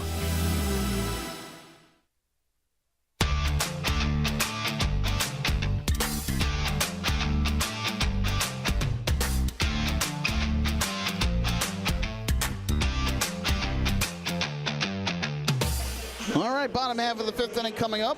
A 2-1 lead over the Barnstormers. We still have to get through the rest of the out-of-town scores, but we'll do that after we take care of trivia first. And again, it's time for the answer. Tested your knowledge in the top half of the inning. We'll remind you of the question as Jonathan Guzman steps up to the plate to begin the bottom half of the 5th for Long Island. And he swings first pitch and pops it up in a shallow right center. Melvin Mercedes going out, and he will make the catch tracking backwards. Guzman now 1 of 2, and there's one away. Last night, Jason Dominguez of the Yankees homered in his first at bat against Justin Verlander, his first big league at bat, becoming the 5th youngest player in MLB history to homer in his first career at bat. Which 2023 Atlantic League player is the 4th youngest to do it? You have to go all the way back to May 7th of 2010 for the answer to the question. My colleague in the booth, Mike Moore, gave a guess. He guessed Trayvon Robinson, obviously with the Barnstormers in town. Not a bad guess, but he is incorrect as Scott Kelly takes strike 1. The answer, Starlin Castro, who did it for the Cubs against the Cincinnati Reds at 20 years and 44 days old. Castro this year was playing in Frederick, Maryland with the Spire City Ghost Towns, where he was a teammate of the man at the plate, Scott Kelly. So Starlin Castro was the answer. In addition, he became just the 2nd player in MLB history to homer off of a reigning Cy Young Award winner in his first ever MLB at-bat. The only other one was also a Yankee. It was Marcus Timms, who did it June 10th of 2002 off Randy Johnson. 0-2 fastball is up and away. Of course, Aaron Judge homered in his first big league at-bat as a member of the Yankees. It was back in 2016. So the Yankees have had a tendency for a little flair of the dramatic for guys making their big league debuts. 1-2, Kelly chops one over the mound towards the middle. Jason Coca fields, and his throw to first is in time. Good stretch at first base there by Andretti Cordero. So Kelly grounds out for the 2nd time tonight. He's 0 for 2 with a sac bunt. 2 in a row retired to begin the 5th, 4 in a row overall.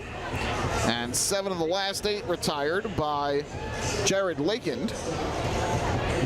So 2 down for the Ducks in the 5th inning, and that'll leave it up to the shortstop, Ruben Tejada.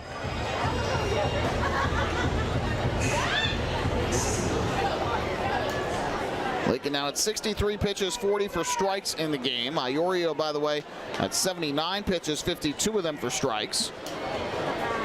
And Tejada was asking for time there. It was never granted by Silvio Martinez, but Lakin never delivered the pitch. And time was called because something had gotten onto the field down the right field line where Chris Proctor went after it. So ultimately, I think it's just no pitch, and we'll start this at bat all over again. Now Lakin ready his first pitch, and Tejada a swing and a miss as he waved at it downstairs. Tejada 1 for 2 on the night. He lined out to second in the first and hit a smash that went off the glove of Lair and into left field for a base hit in the third, scoring Joe DiCarlo. 0-1. That's driven in the air to center shallow. Racing in Dunston Jr. will have to play it on a hop. And Ruben Tejada's got his second hit of the night and third of the series. So for Tejada, he continues his red-hot swinging of the bat lately. 2 for 3 now on the night for Tejada. Now that'll bring Alex Dickerson up to the plate for Long Island.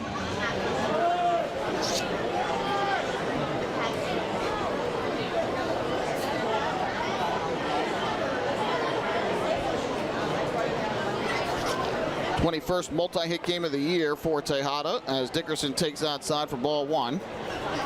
And Dickerson had a relatively quiet night last night, 0 for 2 with a run scored and a walk, but has been better tonight, a single and a sacrifice fly in his 2 trips to the plate. 1-0. And he chops one on the ground to first base, fielded in foul territory by Cordero. Fred DeJesus, the first base umpire, was right there to make that call. And Cordero tried to keep his feet in fair territory while reaching in a foul ground.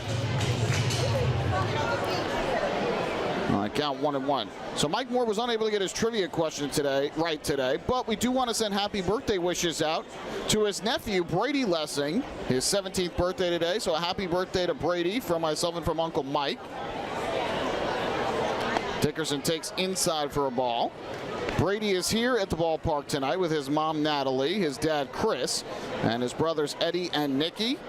And Brady and his brother Nicky, I believe, if my memory serves correct from what Mike was telling me, took part in the knocker ball challenge on the field earlier today.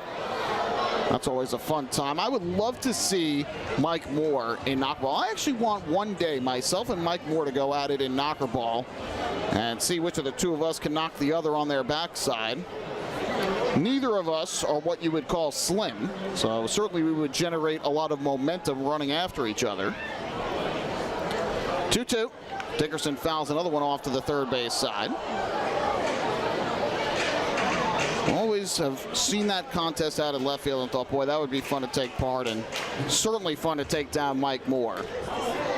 I was talking about betting the house on a sack bunt earlier. I'd certainly bet the house on myself winning that competition.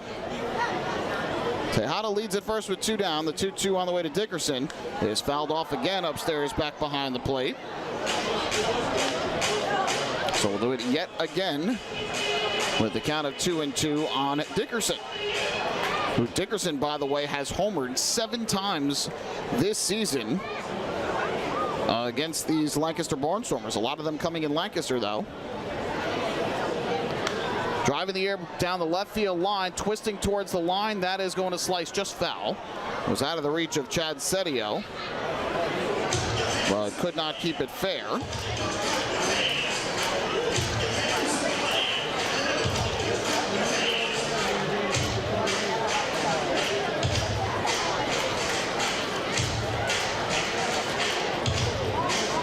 So Dickerson continuing to battle here with Jared Lakin. Next pitch, I believe, will be number 7 of this at bat. Here it comes. And Dickerson checks a swing. He takes down and in. Silvio Martinez asks for an appeal from John Grasso, the third base umpire, who is stationed out by second, but says no swing.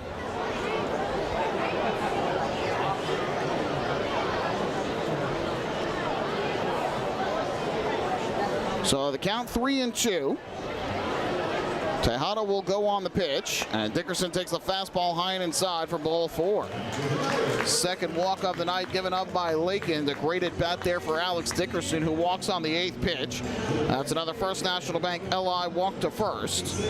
The Ducks set up with runners at first and second with 2 men down, and that'll pass the baton along to Sam Travis.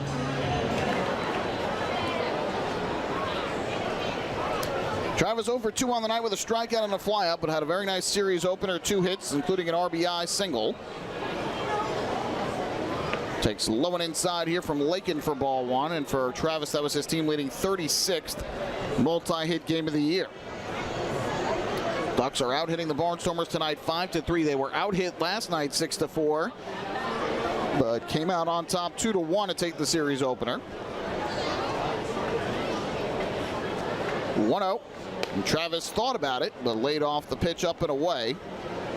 Now the Ducks showing good patience here in this 5th inning with 2 outs. Hit the count to 2-0. 2-1 Ducks lead it. They scored both their runs in the 3rd. Barnstormers came back with a run in the 4th. 2-0.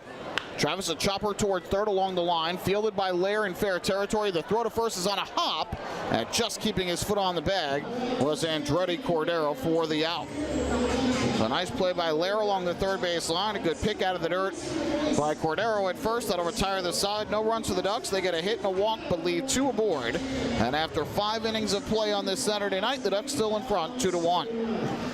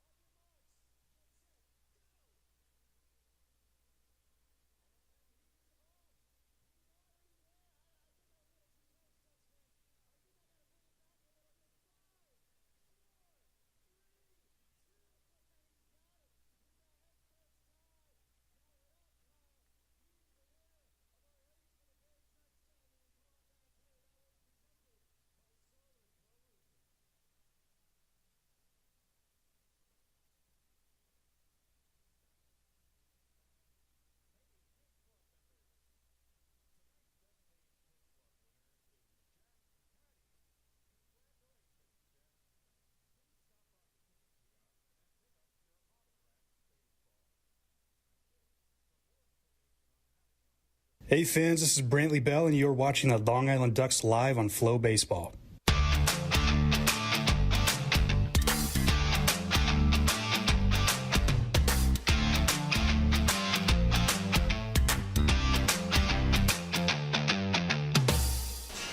Fans, don't forget to stop by the Waddle & Shop on your next visit to Fairfield Properties Ballpark, where exclusive hard-to-find Ducks memorabilia is now on sale. Proceeds benefit the Quacker Jack Foundation, the charitable arm of the Long Island Ducks. Ducks with a 2-1 lead as we make our way to the top of the 6th, and with that, the Ducks have gone to their bullpen. So Joe Iorio's night is done after 5 innings of work with back-to-back solid starts for Joe Iorio. Through 5 innings of 2-run ball in Staten Island last Saturday, and tonight 5 innings of 1-run ball against a good Barnstormer lineup. So back-to-back good outings for the right-hander. And now Kyle Regnault will come in and make his first home appearance as a Duck. He tossed 1 inning in relief on the road. So we'll come in and pitch here in the 6th for Long Island. And he will face the middle of the order, Garcia, Setio, and Dunston Jr. Switch hitter and 2 lefties due up for the Barnstormers. First pitch on the way. Fastball's on the inside corner for a strike, 0-1. So Iorio's final line, he goes 5 innings tonight, allows 3 hits and a run. It was earned. That was the home run by Andretti Cordero. So in each of his last 2 starts, all the runs he's given up have been on a home run. A 2-run shot by Luis Castro last Saturday, a solo shot by Andretti Cordero tonight. 0-1 is line into center field on the run. Deaza will have to play it on a hop. So a leadoff single for Wilson Garcia, his 2nd hit of the night. He's 2 for 3. That'll bring up Chad Setio to the plate. Iorio walked 2, struck out 2, gave up the aforementioned homer and hit a batter, and he threw 79 pitches, 52 of them for strikes. Last time out was 78 pitches, 52 for strikes. So very similar outings for Iorio, but back-to-back good performances, and for the right-hander who's been much maligned at times this year, a good sign. Fastball here is taken for a strike. 0-1 on Setio, who has grounded to second and been hit by a pitch in his 2 plate appearances tonight. The Barnstormers get the tying run on, but they do not pinch run this time for Garcia like they did back in the 4th inning. 0-1. It is a fastball strike on the outside corner, 0-2. Regnault pinched once on the road. That was game 1 of the doubleheader in York on Wednesday, in which he allowed 2 runs on a hit and a walk in 1 inning. 19 pitches, just 9 for strikes. So this is his first home appearance for Long Island. And the left-hander's 0-2. There's a curveball that misses down and away for ball 1. Well, we told you we were going to get you out-of-town scores, and I dropped the ball on that one, so my apologies. We'll go through those now. We told you earlier, Southern Maryland and Gastonia are tied at 5. And the game's now in the top of the 5th. The Blue Crabs came into the day 2 behind Lancaster. York came in 3 behind the Barnstormers. As Regnault's 1-2. There's a curveball taken low and inside, 2-2. The Revs right now beating up on the Rockers down in High Point, 9-1, top half of the 5th inning. John Nunez with his 9th home run of the season. He's driven in 3. 2 RBIs for Nelly Rodriguez on the night.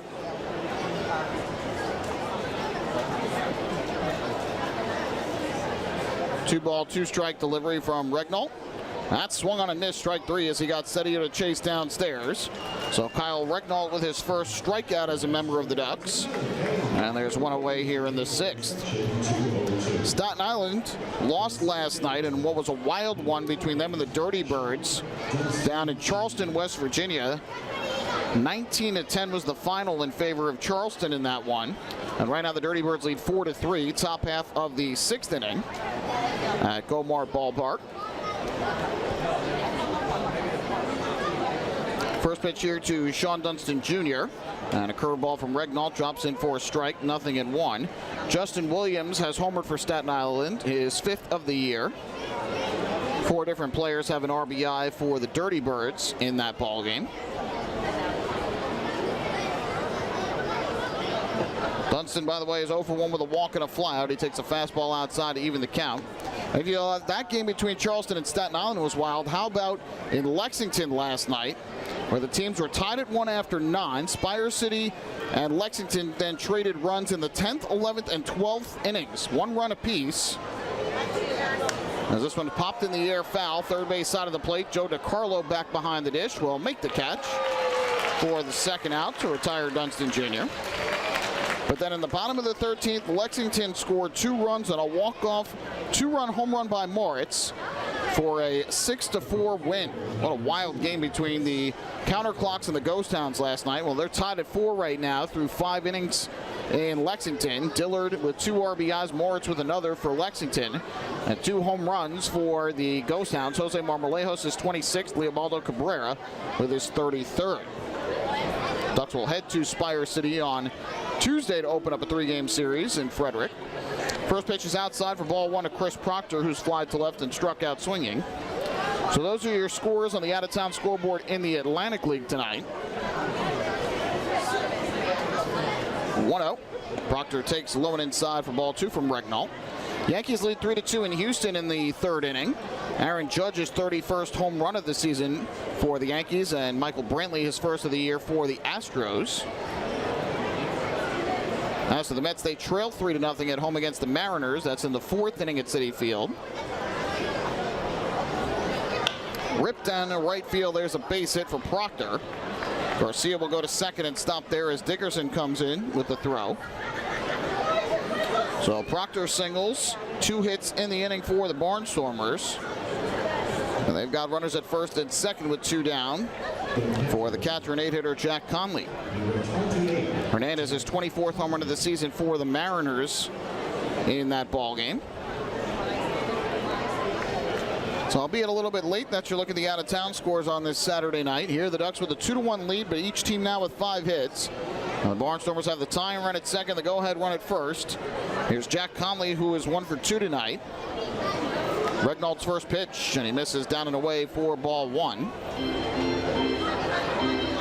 Regnault, prior to this year, had last pitched in Japan with the Hiroshima Carp back in 2019, but he had good numbers there. A 2.93 ERA, a 6-3 record, 79 strikeouts in 67 2/3 innings, though he did walk 36. 1-0. And that misses low. It got through the legs of Joe DiCarlo back behind the plate, but neither runner got a good look at it. And Garcia, not very fleet of foot at second, did not go. So the runner stayed put, but Regnault now behind in the count at 2 balls and no strikes. Regnault also spent 4 years in the Mets organization between 2015 and 2018. Got up to AAA Las Vegas in 2 of those seasons, the latter 2 of them. This 2-0 here to Conley. Is swung on and fouled off upstairs back behind the plate.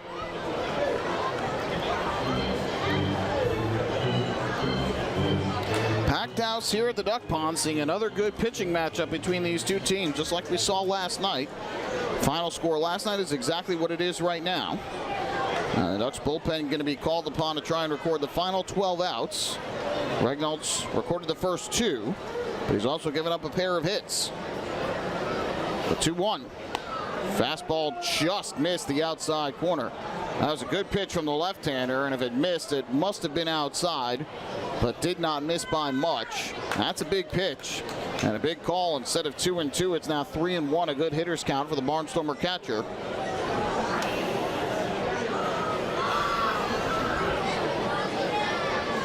So here comes the 3-1 delivery. Regnault fires home, and Conley takes the breaking ball down and in for ball 4. So back-to-back 2-out base runners for Lancaster on the single by Proctor and the walk to Conley. Proctor goes to second, Garcia to third. And now the bases are full of Barnstormers with 2 down. And that'll leave it up to the 9-hitter and third baseman, Trace Lair.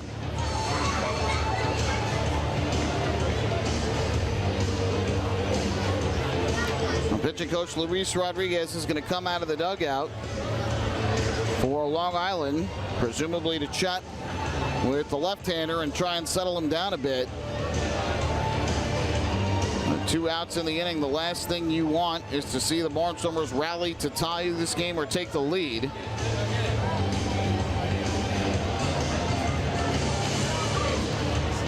That 2-1 pitch looked like it was right on the outside corner. And certainly the Ducks were looking for strike 2 there to even the count, and said 3-1, and that puts you in a tough spot as a pitcher. I think that's certainly what Luis Rodriguez is chatting with Silvio Martinez about right now as he makes his way back to the first base dugout. So we'll have a lefty-lefty matchup here. This is the 4th left-handed hitter that Regnault's faced. He retired the first 2, Setio and Dunston, but allowed a single to Proctor. First pitch to Lair. Now that drops in over the inside corner for strike. 1. Lair tonight is 0 for 2 with a pop out and a ground out. He has had success this year, though, against the Ducks pitching staff. Coming into the day, hitting .405 against the Ducks, 15 of 37 at the plate.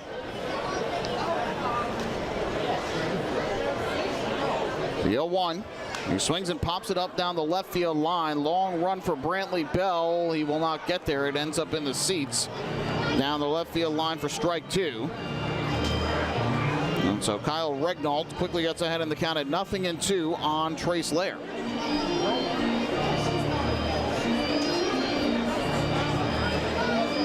Regnault, 34 years old.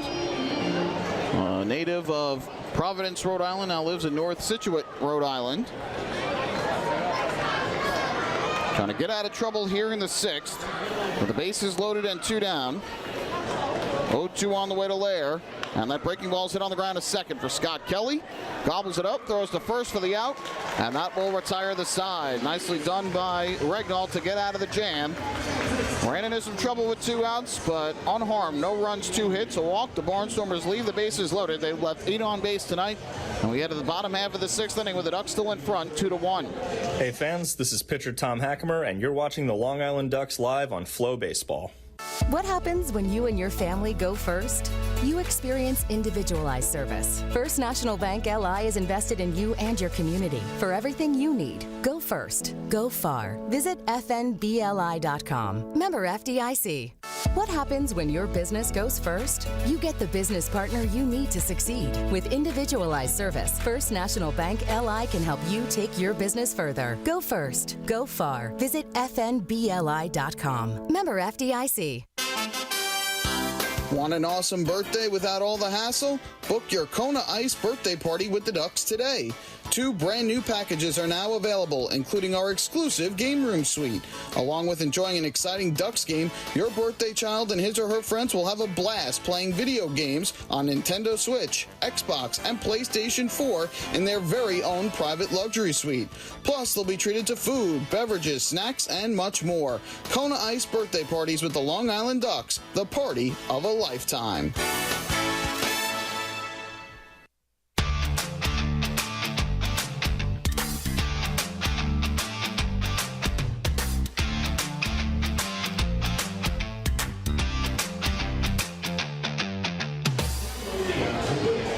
Ducks as we move to the bottom half of the 6th inning. Michael Pollack here with you from Fairfield Properties Ballpark in Central Islip, New York. Sellout crowd on hand tonight, 6,961 the attendance here this evening, a packed house. The Ducks 706th sold out crowd all time, which is the most in Atlantic League history. Didn't quite hit the Ducks' largest crowd of the year of 7,151. But still a packed house for sure. And thus far they're being treated to another good pitchers duel between these two teams. We'll see whether or not here in the bottom of the 6th after Kyle Rignall worked into and out of trouble in the top half of the inning. Jared Lakin's first pitch is a strike on the inside corner to Alejandro De Aza, who is 0 for 2 on the night with a pop out to short and a foul fly to third, and 0 for 5 in this series. 0-1 breaking ball. That one missed a little bit upstairs to even the count at a ball and a strike.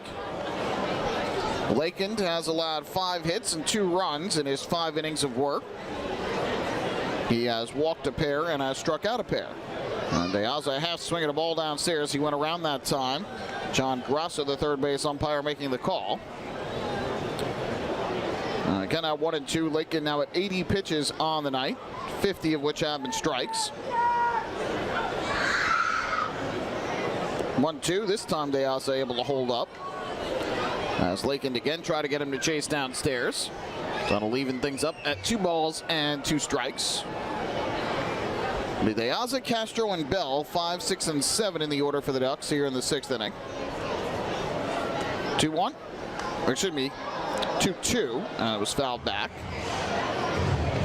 So we'll do it again at 2 balls. Both these teams, by the way, tonight have been very, very pesky.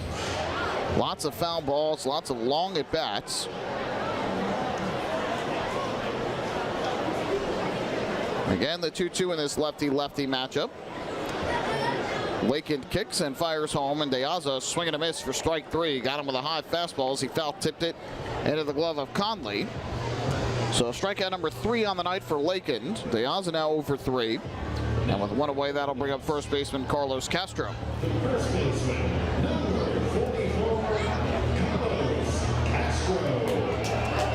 Tomorrow it'll be Ian Clarkin on the mound for the Ducks, who has had a couple of good outings in a row after some initial struggles coming back from his injury he had earlier this year that cost him nearly 2 months. First pitch to Castro. He takes up and inside for ball 1. Castro's grounded to second and walked tonight. The Ducks will get their first look at right-handed pitcher Matt Swarmer, who has gotten off to a very good start for the Barnstormers since joining the team. Popped in the air down the right field line, foul ground, long run for Cordero, but he will not have a play as it one hops off the warning track. Just out of the reach of Cordero and Proctor down the line. Swarmer thus far for the Barnstormers this year has a record of 2-1, but a 2.49 ERA. Certainly will be a tough day at the office of the Ducks tomorrow if Swarmer continues his success. And the series finale on Monday afternoon will be righty Justin Allentoff trying to bounce back from a couple tough outings for Long Island, and he'll be opposed by right-hander Niall Ball, the Barnstormer veteran. And again, back-to-back 135 matinees after the back-to-back night games to begin the series. 1-1 is fouled off by Castro down at home plate. So Lakin jumps ahead in the count on the Ducks first baseman at 1-2. The Carlos caught the first 2 games of this series. We'll see if the Ducks switch it up and have Castro behind the plate tomorrow with the day game after the night game. And the Ducks down to 2 catchers on their roster now with the departure of Wilson Ramos, who today was placed on the reserve left team list by the Ducks.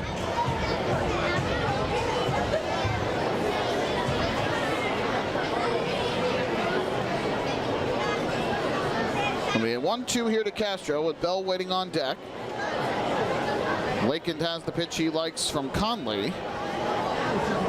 Another 1-2. Downstairs. Scooped out of the dirt. So that'll even up the count at 2 balls and 2 strikes. Ducks also added a player yesterday right before the game. A new relief pitcher. His name is Yaya Shentouf. This misses downstairs for a ball. Shentouf earlier this year was in the Tigers organization, most recently at AA Erie. Name Shentouf is French. It's actually French-Moroccan when I talked to him before the game. Got a chance to meet him, but a new arm in the bullpen for Long Island. 3-2. And Castro rips one on the ground fair inside the bag at third, down the left field line, past the diving try of Trace Lair.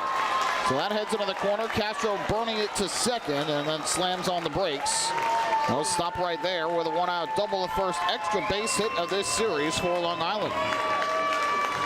That gets the sellout crowd on their feet. The Ducks had 4 hits yesterday and 5 hits today before that double, all of them singles, but Castro with a 2-base hit, his 8th double of the year with the Ducks. And Long Island gets a runner in a scoring position with 1 out. Up will step Brantley Bell. And out of the dugout comes Ross Peoples, the manager of the Barnstormers. And with the righty coming to the plate, that'll be all for Jared Lakin.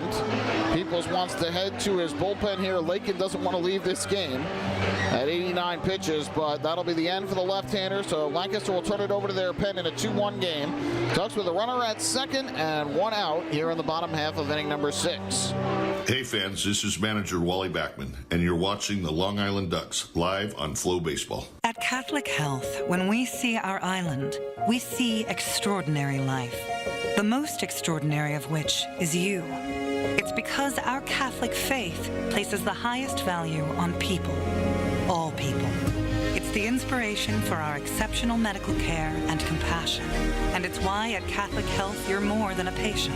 You're someone's family, best friend, and a neighbor to us all. Long live Long Island. Sayville Ford, the no-fees dealer, has been family-owned and operated for 65 years. Visit their spacious showroom to choose from a giant inventory of new, pre-owned, and commercial vehicles with a free 10-year, 100,000-mile powertrain limited warranty included. Some exclusions apply. Plus, they offer top dollar for trades, and their service department is open until 1 a.m. on weekdays. Sayville Ford, Long Island's Ford giant, is conveniently located off exit 50 on Sunrise Highway, or visit SayvilleFord.com for more information. Planning your next party or looking for a caterer that will handle all of your needs? Hidden Gem Cafe has got you covered. From setup to service to cleanup and amazing food that is sure to be talked about, they can do it all without breaking the bank. Hidden Gem knows that each event is unique and strives to design a specialized menu for each event. Call the Hidden Gem Cafe for your next party at 631-390-5912 and be sure to follow them on social media too at the Hidden Gem Cafe for ideas and information.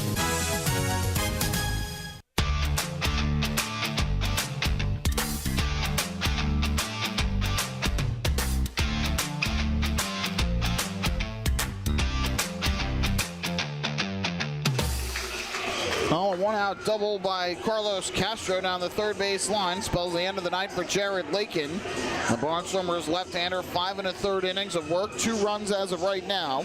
But on the wrong side of a 2-run score is Lakin. He is responsible, obviously, for Castro at second. The new pitcher in is right-hander Brett Clark, and he will take over to face Brantley Bell, who is 0 for 2 on the night.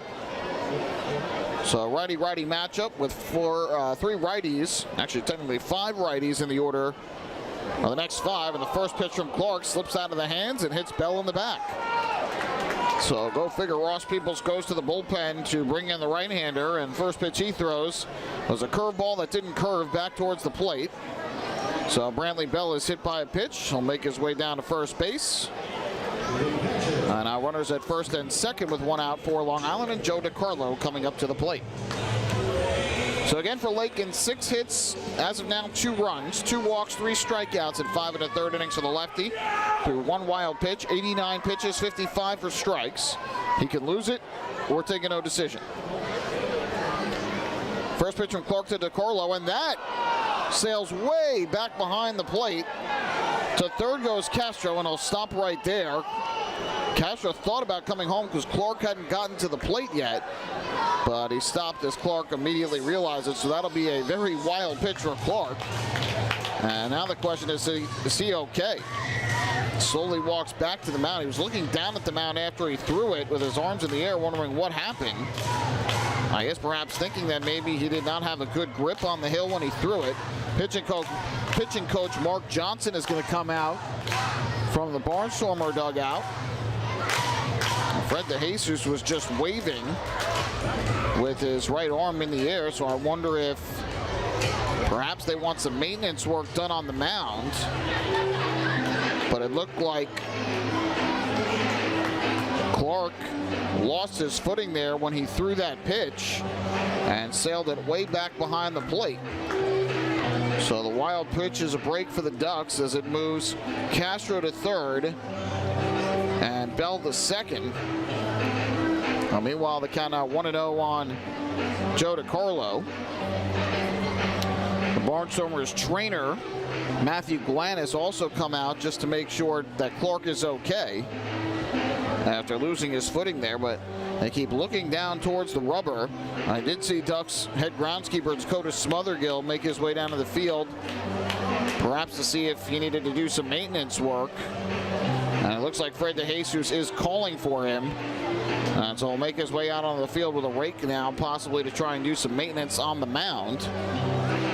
That's the first time we have seen any issue at all in the game on either side tonight. As you see there, some work being done on the front of the mound, it looks like, in front of that pitching rubber, to try and improve the grip maybe for pitcher Brett Clark. And so we have a bit of a delay here in this game in the bottom of the sixth, with the Ducks threatening to extend a 2-1 lead. Again, Long Island started the inning with a strikeout at De Aza, but Carlos Castro smacked a double inside the bag at third and down the left field line. That spelled the end of the night for Jared Lakin. Meanwhile, Luis Rodriguez, the Ducks pitching coach, is heading out to the mound. I guess trying to see what's going on the work being done to make sure that everybody's on the same page here.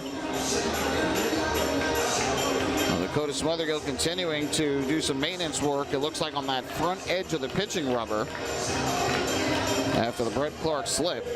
So anyway, Clark came in. First pitch he threw was a breaking ball that looked like it slipped out of the hand and hit Brantley Bell in the back. Now, he did not slip on that, did Clark. But then the next pitch he threw to DiCarlo sailed way back behind him and went all the way back to the backstop, which allowed the runners to move up. So now Clark with a warm-up toss after the maintenance work was done.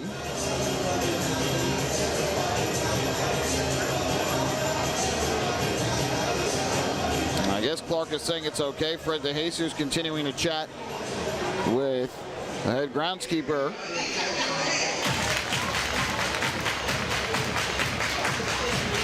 But it looks like everybody is okay at this point. And that will be able to resume play here in the bottom of the sixth. So a bizarre situation there causes a brief delay in the ball game. And we'll see if Clark's grip on the mound is a bit better now after the maintenance work. So again, second and third for the Ducks with one out, and the Barnstormers, after that delay, elect to intentionally walk Joe DiCarlo. So they'd rather bring up the 9-hitter Jonathan Guzman with the bases loaded to set up a force at any base. That's another First National Bank walk to first. First National Bank LI walk to first, excuse me. So DiCarlo aboard for the second time. He had singled and scored back in the third, flight to right in the fourth, and now the bases are loaded with one out. And here is Jonathan Guzman to the plate. First pitch, Guzman takes, and the fastball misses high and tight for ball one. Guzman tonight 1 for 2 with a single and a run scored, as well as a pop out to second base. This is his first at bat with the bases loaded as a member of the Ducks, and takes a fastball strike on the outside corner here, 1-1. For Brett Clark, this is his 33rd appearance of the year. He's made 3 starts, 0-5 record with a 5.58 ERA, 1 hold on the year. 1-1. Guzman lays off the fastball high and tight. It's 2-1. Ducks on the pond. Carlos Castro, the runner at third, he doubled. Brantley Bell, the runner at second, was hit by a pitch. Joe DiCarlo, the runner at first, intentionally walked. Bell with the best speed of the bunch, the 2-1. Guzman takes low and outside, and now the count 3-1. A good hitter's count for Guzman, and another out of the zone for Clark would force home a run and make it a 2-run game in Long Island's favor. 3-1. Guzman chases downstairs. I'll run the count full. What very well could have been ball 4. But Guzman was ready to hack at 3-1. Now the count full at 3-2. Nowhere to put the Ducks' third baseman. The right-hander ready. The payoff pitch. Guzman takes a fastball outside, ball 4. That will force home a run. Clark didn't miss by much, but just off the outside corner. In to score from third is Carlos Castro. Give Guzman the RBI on the walk, and it's 3-1 Ducks. So 3 straight batters have reached against Clark without a hit. A hit by pitch, an intentional walk, and a traditional walk. For Guzman, his 12th RBI of the year, the Ducks have the 2-run lead back. So the base is still loaded for Long Island. 1 out, back to the top of the order we go for Scott Kelly. First pitch, and Kelly takes low for ball 1. Kelly this year with the bases loaded is 1 for 7. Does have 1 sac fly and has 3 RBIs in these situations. 1-0, and takes a fastball outside from Clark, who's having a lot of trouble finding the strike zone here. 2-0 the count. Clark coming into the day, 22 walks, 45 strikeouts in 59 2/3 innings.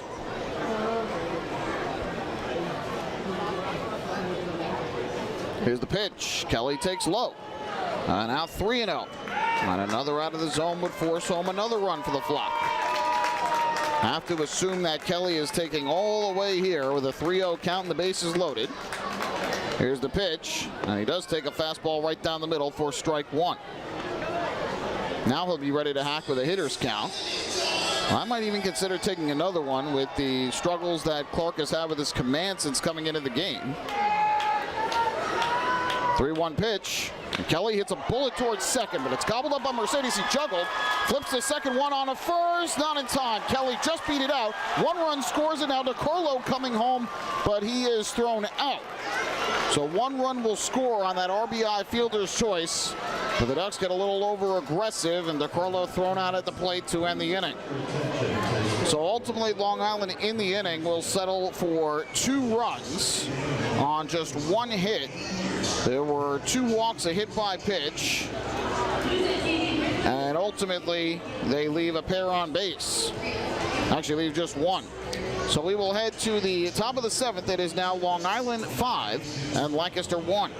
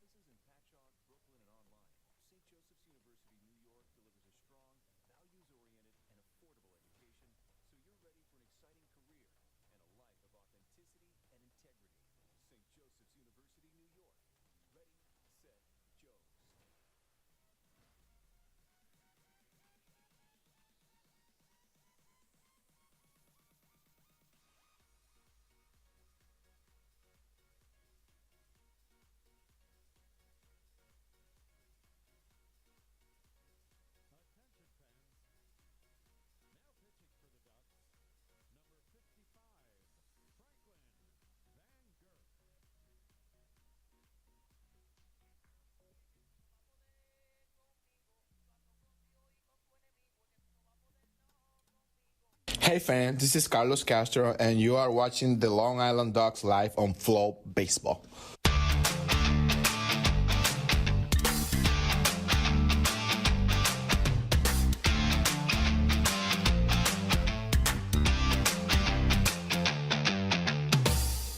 Seventh inning coming up. My apologies, I had said it was 5-1 going to break. It's 4-1 Ducks. There's only one run scored on that fielder's choice that ended up turning into a double play. But ultimately, if you're scoring at home, it was an RBI fielder's choice for Scott Kelly, 4-6. That scored Brantley Bell from third. And then Joe DiCarlo trying to score from second on the play was put out at the plate. 4-6-3-2 as he tried to catch the Barnstormers napping defensively. So instead of having a runner at first and a runner at third with two down for Ruben Tejada, who has 2 hits, the inning comes to a close. Franklin Van Gerp is the new pitcher, and he deals a first pitch slider for a strike to Melvin Mercedes. And the count 0-1. So Jared Lakin ends up being charged with 3 runs in his 5 1/3 innings. The other run charged to Clark. Breaking ball here misses low and outside. And that'll even up the count at 1 ball and 1 strike. At the top of the order, Mercedes, Coca, and Cordero against Van Gerp, the right-hander. 1-1. And that misses high and outside for a ball. And the count moves to 2-1 on Mercedes, who's 0 for 2 tonight with a walk. Picked that up in his last plate appearance back in the 5th inning. 2-1. That's lifted in the air to shallow left. Out goes Tejada, in comes Bell. And Brantley Bell will make the catch for out number 1. Kyle Regnald's final line. He goes 1 inning in relief for the Ducks. Has 2 hits but no runs. Did walk a batter as well. And struck out 1. So a scoreless relief appearance in his home debut for Regnald. He needed 21 pitches to get through that inning, 12 of which were strikes. So Van Gerp takes over for inning number 7. Gets the first out against Mercedes. Now here's Jason Coca. On the switch hitting shortstop, takes a good slider for a strike, 0-1. Van Gerp's been throwing the ball well of late. He tossed a scoreless inning in relief Thursday in York. That's now 9 straight appearances for the righty without an earned run. Good slider again and misses outside. 12 strikeouts, just 1 hit in those 8 2/3 innings. The only issue for Van Gerp has been walks. He has 7 walks in that span. So that's been the one trouble spot, but again has not allowed any earned runs. Pitch here misses outside of Coca. It's 2-1. Coca tonight is 0 for 2. A ground out to second base in the first, a fly out to center in the third, and laid down a sac bunt his last time up in the 5th. That was his 11th sac bunt of the year. 2-1. Van Gerp misses outside. Looked down at his hand after he threw that pitch. And so the count 3-1.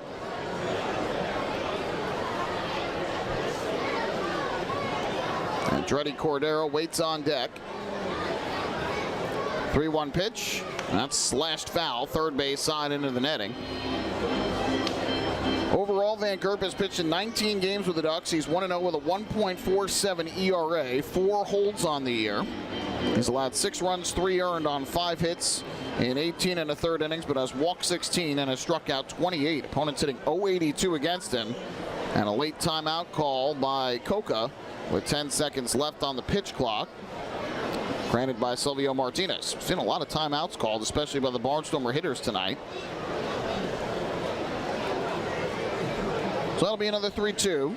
Van Gerp is set. And the pitch. Slider, line foul down the right field line. Jammed him.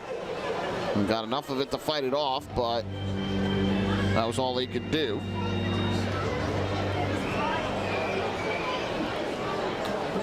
So we'll do it again at 3 balls and 2 strikes. Here's the pitch. Swinging a chopper toward second. Charging in Kelly. Fields and throws to first in time for the out. And there are 2 away. The 2023 season of Ducks baseball presented by Catholic Health with a talented roster full of MLB experience and exciting promotions every game. A day at the ballpark is truly a good time every time. Tickets are on sale for all Ducks home games at the Fairfield Properties Ballpark box office, online at liducks.com or by calling 631-940-TIXX. First pitch almost hits Cordero, a breaking ball that came inside, but he was able to turn out of the way of it. So the count 1-0. Cordero in the game, 1 for 3. The one hit a long solo home run to left field back in the 4th inning. 1-0 is popped in the air, foul. First base side over to the stands goes Carlos Castro, and on the warning track he can't come up with it as it lands in the first row of seats. That home run by Cordero, 431 feet out to left field, left the bat at just over 107 miles an hour.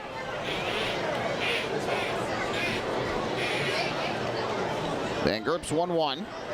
Slider taken high and away. That'll run the count to 2 balls and a strike. It was his league-leading 101st RBI on that home run. The only Atlantic leaguer with over 100 RBIs this season. Check swing on a slider inside. Van Gerp missed. And that'll move the count to 3 balls and a strike. Wilson Garcia would be next for the Barnstormers. Van Gerp ready to go. And the pitch. Chopped on the ground, foul down the third base line. And now the count full at 3-2.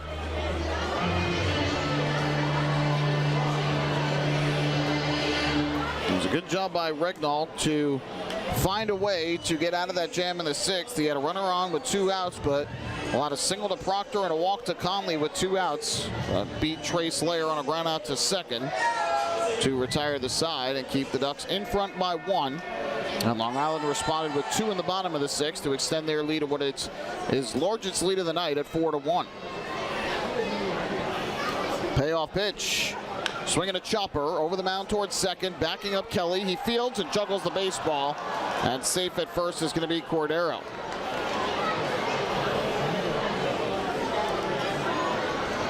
So we'll see how that's scored.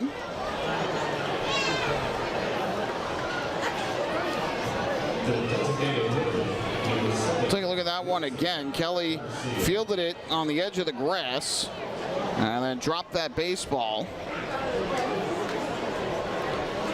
So a runner's going to be aboard here with 2 outs.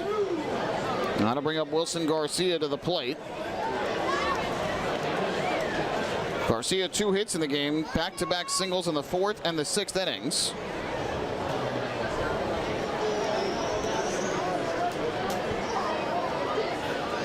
Pitch misses outside here. They will rule an error on Scott Kelly on that play. That'll be his 9th of the season. And Cordero not quite as speedy as Mercedes and Coca. Although that was a big hop, Kelly fields a cleanly accurate throw to first. It's an out. He just seemed to lose the handle on the baseball. Slider here is taken low. And now Van Gerp behind it. 3 balls and no strikes. And a walk to Garcia would put 2 aboard and bring the tying run to the plate in Chad Sedio.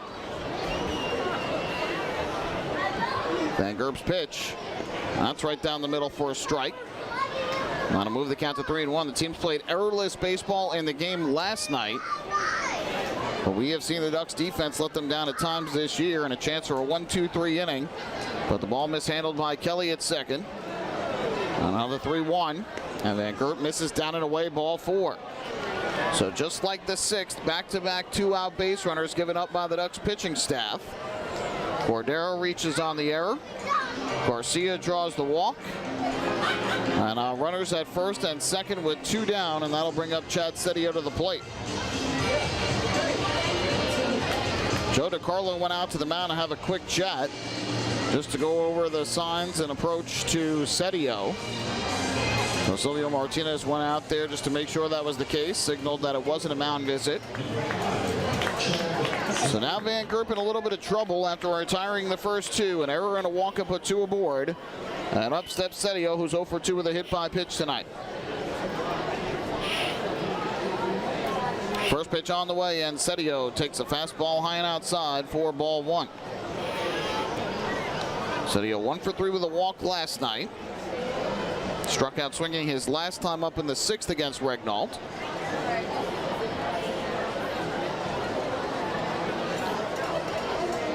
(1-0).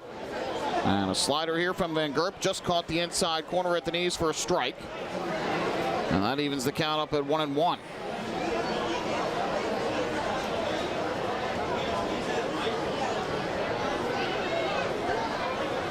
Right-hander ready to go. Here's the kick and the pitch.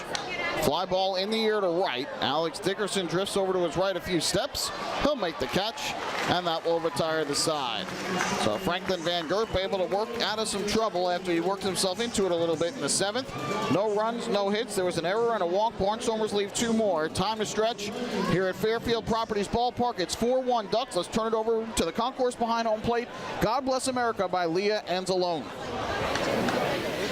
God bless America, land that I love. Stand beside her and guide her through the night with the light from above. From the mountains to the prairies to the oceans white with foam. America, my home, sweet home. God bless America, my home, sweet home. A huge roar of approval from the crowd here at Fairfield Properties Ballpark. Job well done by Leah Anzalone with tonight's rendition of God Bless America. We've played 6.5. It's the Ducks 4, the Barnstormers 1. Hey fans, this is Kyle Lobstein, and you're watching the Long Island Ducks live on FloBaseball.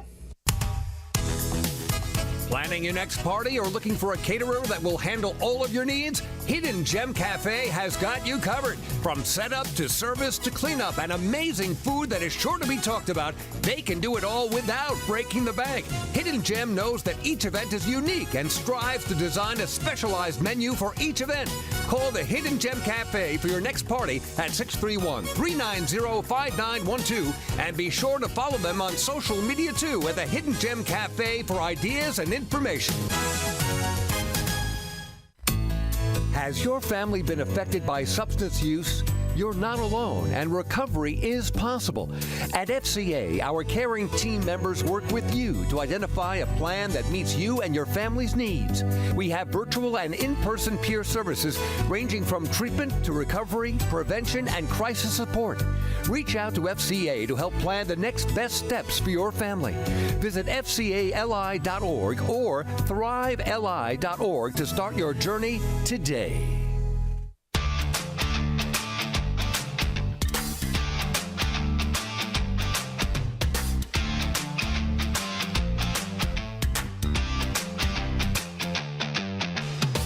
Seventh inning stretch here at the Duck Pond. Long Island 4, Lancaster 1 in the second game of this 4-game series. Ducks with 2-run innings in the 3rd and the 6th. The lone run for the Barnstormers in the 4th on an Andretti Cordero solo homer. Brett Clark back to the mound for his 2nd inning of relief. His first pitch is taken outside for a ball. My apologies, that's not Brett Clark. That is Garrett Granitz, who is coming out of the bullpen, the submarining right-hander. So apologies on that one. As Granitz takes over in the 7th, facing Ruben Tejada to start. It'll be Tejada, Dickerson, and Travis, 2, 3, and 4 in the batting order.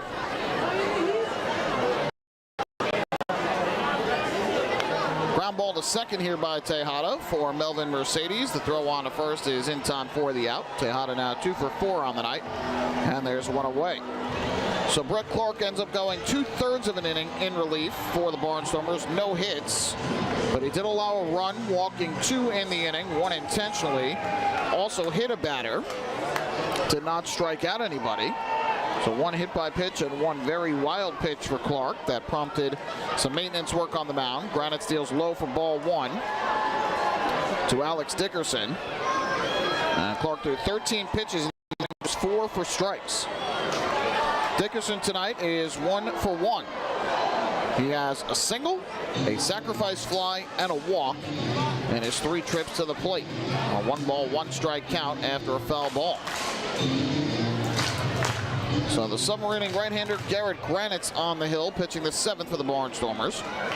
1-1 is low and away for ball 2. Granite's this year has pitched in 21 games, 1-1 record, a 5.70 ERA. 30 hits allowed in 23 and 2/3 innings, 13 walks and just 11 strikeouts. Opponents are hitting .323 against him. And here Dickerson grounds one just foul down the third base line, bidding for an opposite field extra base hit, but John Grasso, the third base umpire, signaled foul. Lou Ford thought it was fair, but very close.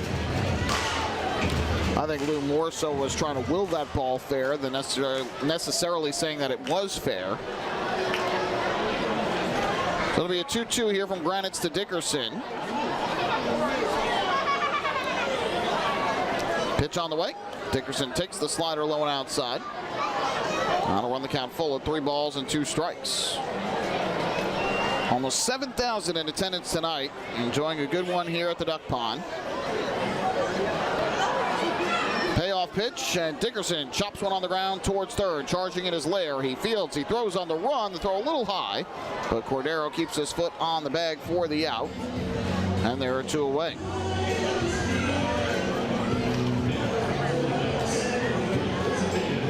So with 2 down and the base is empty, that'll leave it up to Sam Travis, the Ducks cleanup hitter and DH, who is 0 for 3 on the night after his 2-hit game last night. Ducks are out hitting the Barnstormers 6-5 in this one. First pitch comes inside and almost caught Travis on the leg, but it goes all the way back to the backstop off the glove of catcher Jack Conley. 1-0 the count. Travis, in his last 8 starts coming into the game tonight, has reached base safely in all of them. As he fouls one off to the first base side here. Travis is batting .407 in his last 8 games with 8 RBIs in that span. Well, the time in the last 9 games that he didn't reach base safely was when he came in for a pinch hit appearance.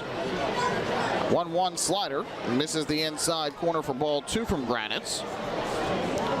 And the count 2-1.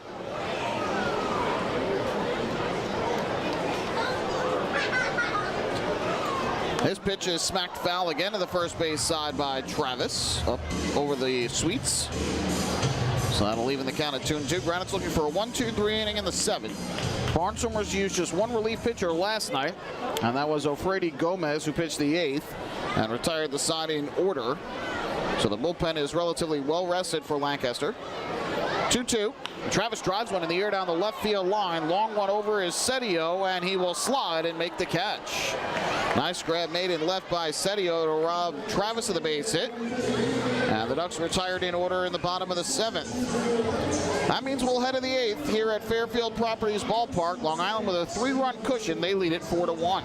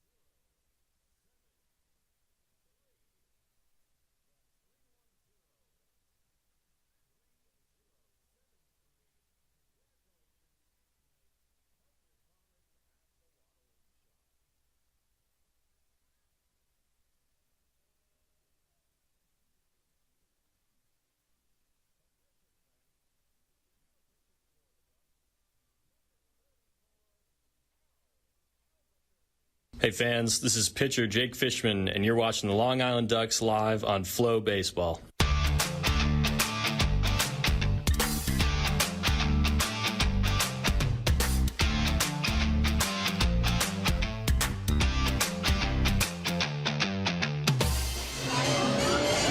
no better time than right now to sign up the young Ducks fan in your life with the Bethpage Federal Credit Union Ducks Kids Club. Children 14 and under will receive exciting gifts, discounts on merchandise, and unique experiences that only come with being a member.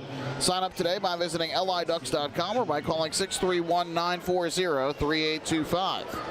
Ducks actually held their annual Kids Club Day at the ballpark today, where Kids Club members had a chance to come out and enjoy some free goodies. They got a chance to take a VIP tour of the ballpark and see everything, including the press box and the clubhouse. First pitch from Albuquerque was taken over on the mound as a fastball strike, 0-1 to Sean Dunston Jr.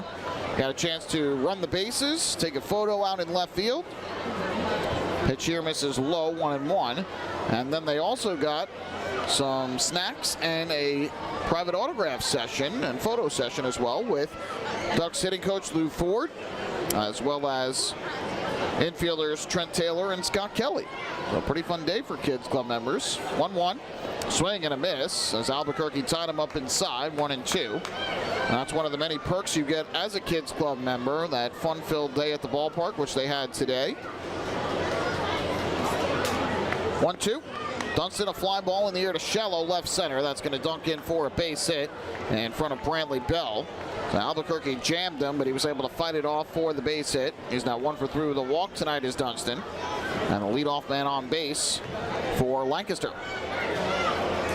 Franklin Van Gurk goes an inning in relief for the Ducks. No hits or runs. He did walk 1, no strikeouts, and he threw 25 pitches, just 12 for strikes. So neither Regnold nor Van Gurk have thrown a lot of strikes since coming into the game. Both needed over 20 pitches to get through their inning, but most importantly, they put up a 0 in the run column. Here, Albuquerque deals a fastball outside to Chris Proctor for ball 1. Proctor's 1 for 3 tonight. He singled his last time up in the 6th off Regnold. Before that, a fly out to left and a strikeout swinging. 1-0. That's ripped on the ground through the right side for a base hit. Dunston will go to second and stop right there as Dickerson fires back in.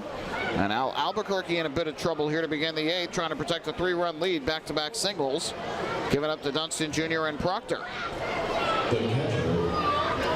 Albuquerque pitched in the game last night and ended up getting the hold, but he allowed a run on 2 hits in his 1 inning. The 1 run, a mental mistake on a sacrifice bunt.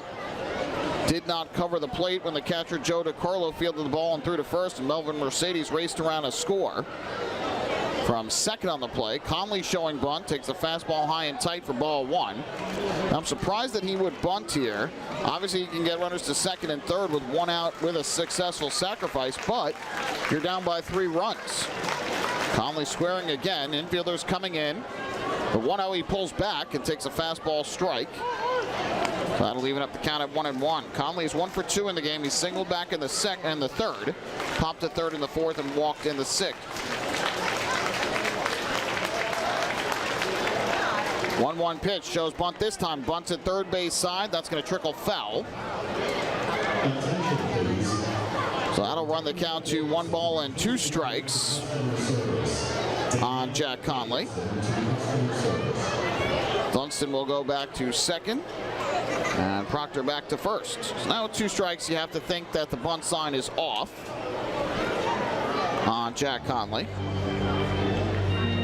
Albuquerque started off the year so strongly at a 0.75 ERA into the middle of July. 1-2 swing and a miss, strike 3. Good pitch over the outside corner that time. A fastball from Albuquerque. He picks up his first strikeout. 4th for Ducks pitching, 1 away. But since the middle of July, it's been a bit of an up and down stretch for Albuquerque. Has given up a bunch of base runners on hits. Overall this year, 40 hits and 39 in the 3rd innings coming into the appearance, and has given up 2 hits. But he's been able to wiggle his way out of trouble quite a bit, or at least limit the damage. First pitch here misses outside of Lair for ball 1. Lair 0 for 3 on the night with a pop out to short and 2 ground outs. 1 to short, 1 to second. The 1-0 is line in the air to center. Racing over is Alejandro De Aza. He'll line it up and make the catch. Dunston Jr. draws a throw, but that's it. So 2 big outs recorded by Albuquerque after the back-to-back singles by Dunston Jr. and Proctor. And now with 2 on and 2 out, a big batter to face here in Melvin Mercedes. And as we've mentioned quite a bit in this series thus far, Barnstormers don't really have many holes in their lineup, but the big key for them is you do not want to let some of those guys beat you and get a board and bring up this guy or the others in the top half of the lineup with men on base with what they can do. Now, the Ducks have done a good job against Mercedes in this series thus far. He was kept to 1 for 4 last night. He's 0 for 3 with a walk tonight.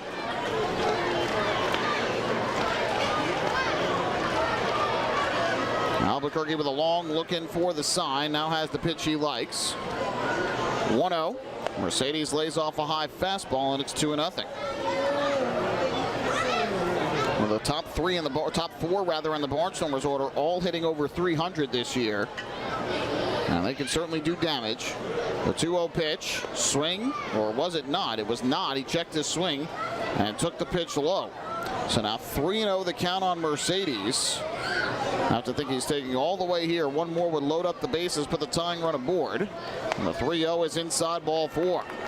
So a 2-out, 4-pitch walk to Melvin Mercedes. Loads up the bases for the Barnstormers. It's the 5th walk of the night given up by the Ducks pitching staff, the 3rd by the bullpen. And that'll load them up. So you've got Dunston Jr. at 3rd, Proctor at 2nd, Mercedes at 1st. Good speed all the way around. Mercedes obviously represents the tying run, and now the go-ahead run of the plate in the form of shortstop Jason Coca, who tonight is 0 for 3 with a sac bunt. He's grounded out twice and flied out once.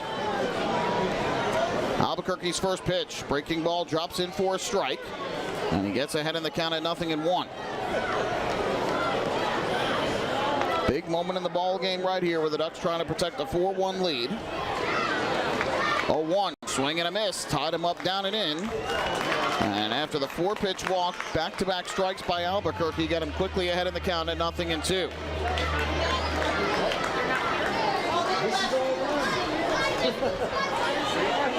Long looking for the sign from the right-hander. Now he has the pitch he likes. 0-2, swinging a chopper foul by Coca towards the first base side of home plate. So we'll do it once again at 0-2. Ducks limited the Barnstormers to just 1 run last night. Trying to do the same here tonight. Albuquerque's 0-2.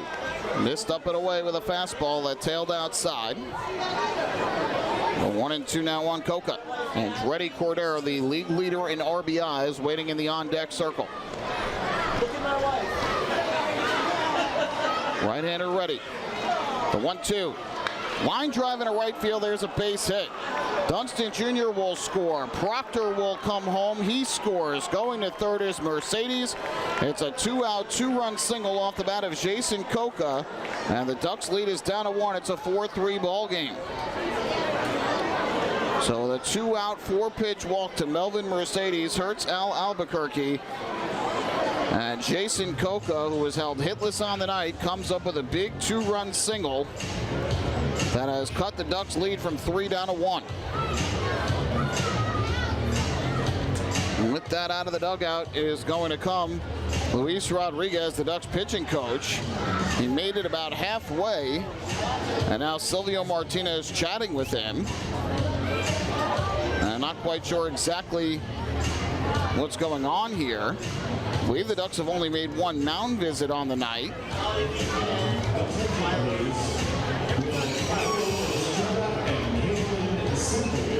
But both Fred DeJesus and Silvio Martinez chatting with Luis Rodriguez right along the first base line. I've been keeping track in my book, and I believe the last time DeCorlo went to the mound, I'm sorry, this would be the 3rd mound visit, or should be the 3rd mound visit. Joe DeCarlo went to the mound once. That was back in the 2nd, and Luis Rodriguez went to the mound in the top of the 6th. The last time DeCarlo went out, Silvio Martinez waved it off and said it was just to chat about the signs. And so Luis Rodriguez was ready to go out there, and all of a sudden, the umpires, I think, prevented him from doing so. So the inning will continue here. The league leader in RBI, Andretti Cordero at the plate, takes down and away. Great block by Joe DeCarlo. That gets by him. Mercedes scores the tying run. And so the count 1-0, and Albuquerque struggles continuing on the hill. It's now allowed 3 runs in the 2 games this series. 1-0. Cordero rips one on the ground to third. Nice pick out of the dirt by Guzman. He throws to second for the force, and that will retire the side. So a huge sigh of relief for Albuquerque and the Ducks as they keep the lead intact. But a nice scoop out of the dirt by Jonathan Guzman prevents the tying run from coming home. In the inning, the Barnstormers get 2 runs. There were 3 hits and a walk in the inning, no errors. Barnstormers lead the tying and go-ahead runs on base. They've left 12 on tonight. To the bottom of the 8th we go, 4-3 Ducks. Hi, fan. This is Jose, and you're watching the Long Island Ducks live on FloBaseball. This is it. Check it out. See what everyone's talking about. Let Nicolak paver and Nicolak pavers pave your way. Bring your outdoor living dreams to life. Visit Nicolak's Outdoor Design Center at 200 Henry Street in Lindenhurst and see thousands of square feet of pavers, retaining walls, fire pits, and outdoor living accents on display. Only Nicolak paving stones are made with Paver Shield technology for more vibrant color options than anyone else.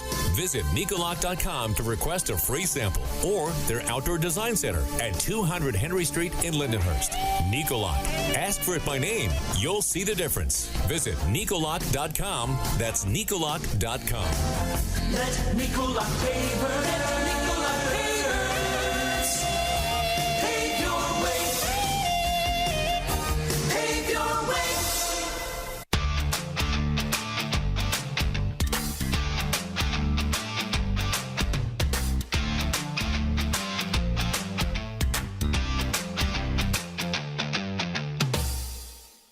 Michael Pollock here with you at Fairfield Properties Ballpark in Central Islip, New York. Long Island Ducks had a 3-run cushion going into the 8th, but a 2-run single by Jason Coca with 2 outs through the right side has trimmed the Ducks' lead to 1. So it is now a 4-3 game, but Al Albuquerque able to just narrowly get out of the jam as Andretti Cordero hit a bullet on the ground at third base. It left the bat at nearly 107 miles an hour, but Jonathan Guzman saved the day, picks it out of the dirt, and forces out the runner at second to end the threat, keep the Ducks ahead by 1. So now we head to the bottom half of inning number 8.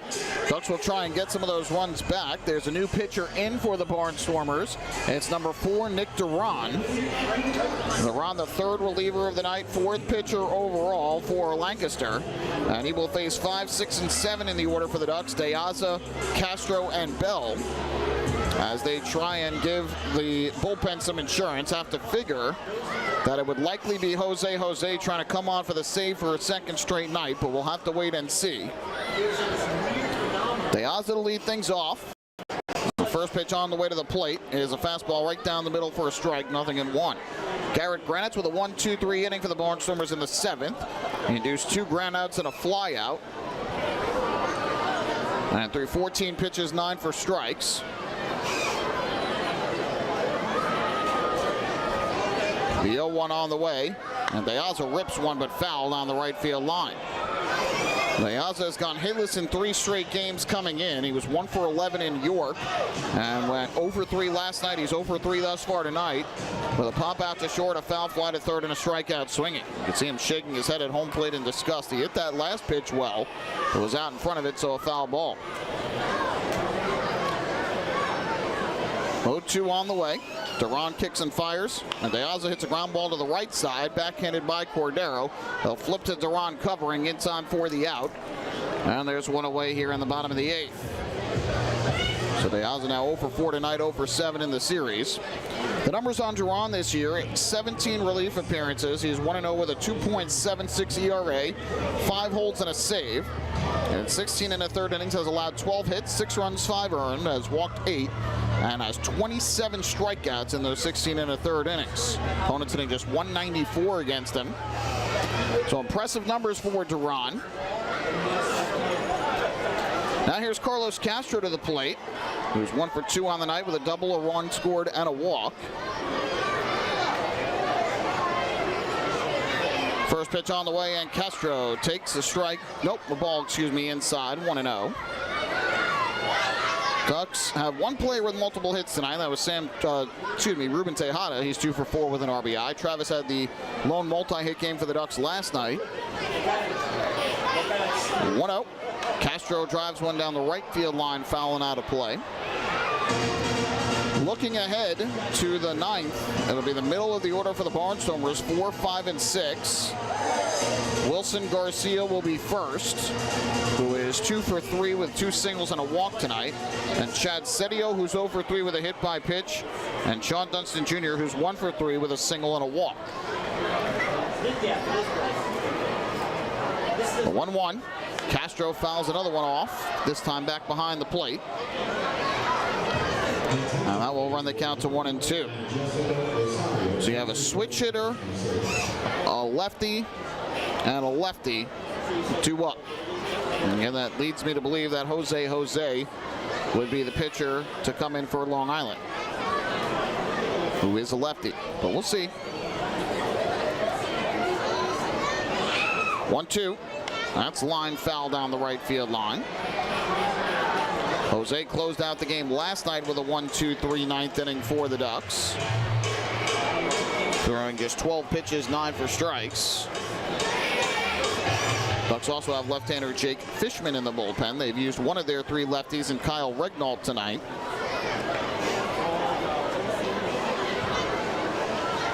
One-two coming. Duran, a long wait. The pitch clock gets down to 3, and now time is called. And it was the batter Castro who asked for time. Surprised that Castro would ask for time there with the pitch clock down to 3. And was about to flip to 2 when it was called. As that could have eventually ended up in a pitch clock violation and would have evened the count at 2-2. But the count remains 1-2. Duran set again. And the pitch this time is low and outside. Now the count even at 2 balls and 2 strikes. Castro was 1 for 3 with the RBI single last night. With his hit tonight, he's now hit safely in 4 straight. Went 5 for 15 in York with a run scored this week.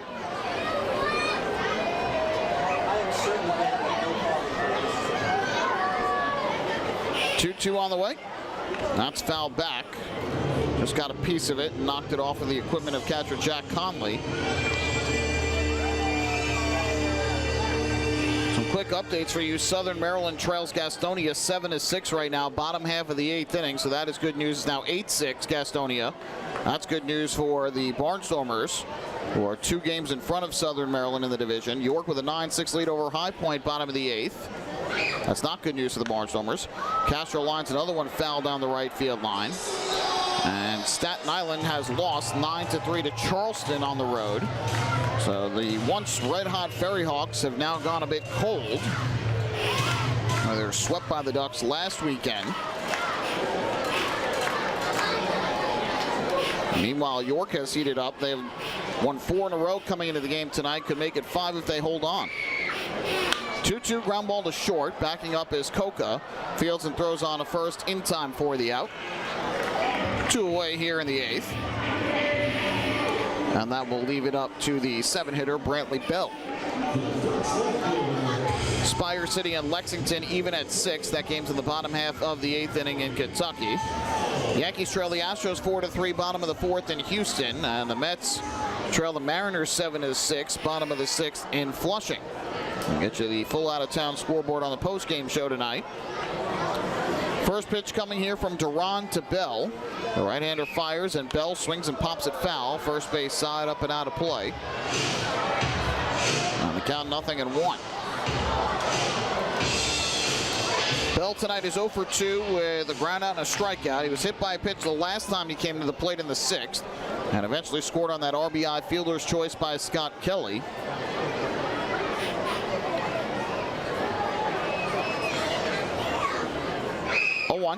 Swing and a miss as he chased the fastball outside.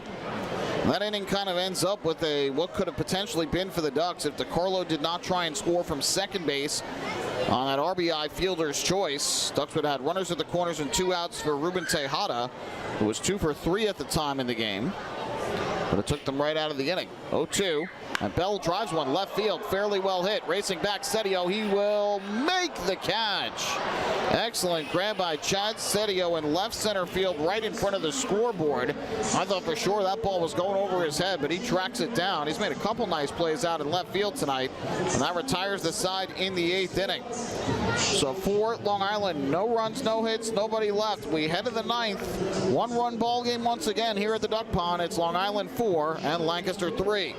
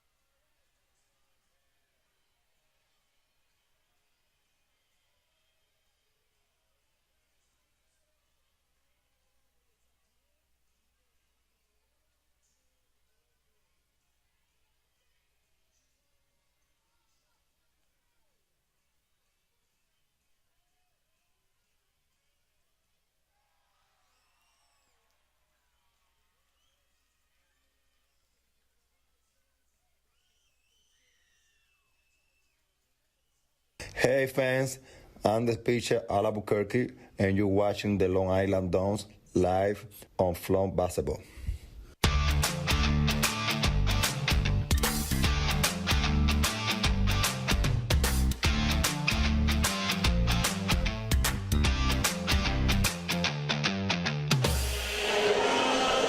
You hear the sound. Jose is now on the ball game as we go to the 9th. The left-hander will try and close it out for the save of the second straight day as Long Island leads this one 4-3. It'll be the middle of the order for the Barnstormers. Garcia, Sedio, and Dunston Jr. coming up. Before we get to the 9th, we want to remind you that tonight's broadcast is directed and produced by Verge. Verge elevates your broadcast, supplementing your production staff with experienced switchers and operators. The graphics you're seeing on our broadcast tonight are powered by Verge's all-new graphics engine, offering advanced stats and personalized graphics on a budget. Visit www.verge.co to give your fans the next-gen viewing experience. Well, last night it was a 2-1 game going into the 9th when Jose came on, and he retired the side in order, getting Sedio to fly out to center, Carpenter to strike out, and Dunston Jr. to ground out to second. And he'll face two of those same hitters, Sedio and Dunston, here in the 9th. First, though, it's Garcia, who swings first pitch and pops it up. Foul first base side. Castro gives chase, but this will be well back into the seats, out of play. Garcia, the switch hitter, has been aboard 3 times tonight. He fly to left in the 2nd, but then singled to left in the 4th, singled to center in the 6th, and walked in the 7th. And you can bet if he gets aboard, they will pinch run for him. Jose ready to go. And the left-hander is 0-1. They're swung and ripped in a left field for a base hit. So a leadoff single given up by Jose. And the Barnstormers immediately get the tying run on base as Garcia picks up his 3rd hit of the night. Joseph Carpenter comes out of the dugout. He will head down to first to pinch run as expected. The 2nd time he has pinch run for him tonight. So Lancaster immediately gets the tying run aboard, and that is the 6th hit in 3+ innings given up by the Ducks bullpen tonight. Iorio allowed just 3 hits in 5 innings, but the bullpen has not done as good of a job of stymieing the Barnstormers offense. That'll bring up Sedio to the plate, and we'll see what Ross Peoples does here. A little bit tougher to steal with the left-hander on the mound. But Sedio does not have a sacrifice bunt this season. Tonight he is 0 for 3. Jose comes set, his first pitch. Sedio does not square, and he takes high and inside for ball 1. Carpenter, the runner at first, has 5 steals in 6 attempts this season. Castro holds him aboard. Jose looking over. And now the 1-0. Fastball taken at the belt for a strike. And that'll leave it up the count at 1-1. Barnstormers now out hitting the Ducks 9-6. I had 3 hits in the 8th, including the 2-run single by Jason Coca that trimmed the Ducks' lead from 4-1 to 4-3. 1-1. Swing and a miss. Setio looked like he might have foul tipped it into the glove of DiCarlo. And Jose ahead at 1-2. Jose got Setio to fly out to center to begin the 9th inning last night.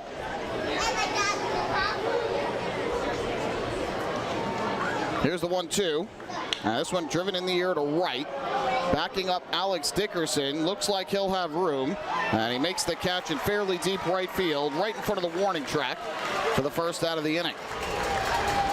So Setio once again flies out against Jose. 1 on, 1 out now here in the 9th. And we are going to get a pinch hitter here for Sean Dunston Jr. Trayvon Robinson is going to come to the plate.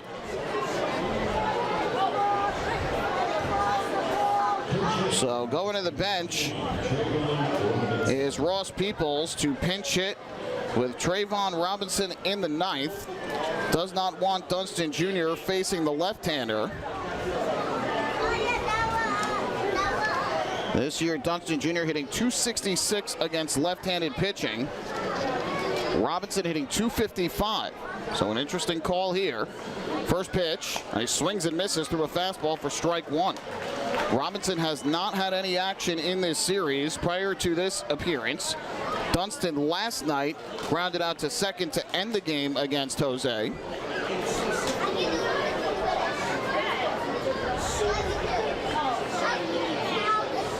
The 0-1. Fastball on the inside corner for a strike. And Jose quickly gets ahead of Trayvon Robinson at 0-2. The lefty hitting right fielder Chris Proctor in the on-deck circle for the Stormers. Carpenter leads off first with 1 down. Jose set. And the 0-2. Robinson checks his swing. They appeal the first. No swing, says Fred DeJesus. That was close, but Robinson just barely able to hold up, and they count now 1-2. Obviously a big divisional game and a big divisional series for these two teams, especially for the Barnstormers trying to hold on to their division lead in the second half. 1-2. Robinson a swing and a miss, strike 3. Good breaking ball down and away from Jose. He strikes out the pinch hitter Trayvon Robinson for the second out of the inning. And now the Barnstormers down to their final out, and it'll be up to the right fielder Chris Proctor, who was retired in his first 2 at-bats of the night, but has singled in each of his last 2. You see the numbers this year on Jose, who picked up the save last night, his 3rd of the year. Has moved into the closer role with the struggles of Kevin Quackenbush in the second half. First pitch in this lefty-lefty matchup, and Proctor hits a bullet to second. Tough hop, nice play made by Scott Kelly. His throw to first is in time for the out.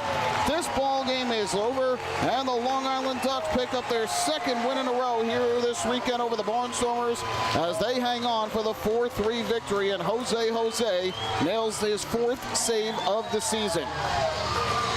Not an easy play there for Scott Kelly. A bullet off the bat of Chris Proctor. But Kelly able to stay with it, hold on, and make the accurate throw to first for the final out. And the Ducks hang on by a thread to win it. In the 9th for the Barnstormers, no runs a hit. They leave their 13th man on base in the game, and that's the difference right there. As the Barnstormers had some big hits, but they end up going just 1 for 10 with runners in scoring position tonight. Don't go anywhere. Our post-game show is coming up next. We'll recap this game and hand out the player of the game honors. Ducks win it by the final count of 4-3. Hey fans, this is Kevin Quackenbush, and you're watching the Long Island Ducks live on FloBaseball. Sayville Ford, the no-fees dealer, has been family-owned and operated for 65 years. Visit their spacious showroom to choose from a giant inventory of new, pre-owned, and commercial vehicles with a free 10-year, 100,000-mile powertrain limited warranty included. Some exclusions apply. Plus, they offer top dollar for trades, and their service department is open until 1 a.m. on weekdays. Sayville Ford, Long Island's Ford giant, is conveniently located off exit 50 on Sunrise Highway, or visit SayvilleFord.com for more information. Morning, Dan. How was your weekend? Oh, it was awesome. I took my family to a Ducks game and had a blast. The seats were great. We ate a ton of food, and the Ducks won. They even had amazing fireworks. Oh, yeah, they got a good thing going on there. I took friends to Thirsty Thursday a couple weeks ago and had too much fun. They should totally use us in one of their radio spots. You mean like the one we're doing right now? Sure, that works. Ducks Baseball. Good times every time. Get tickets at liducks.com.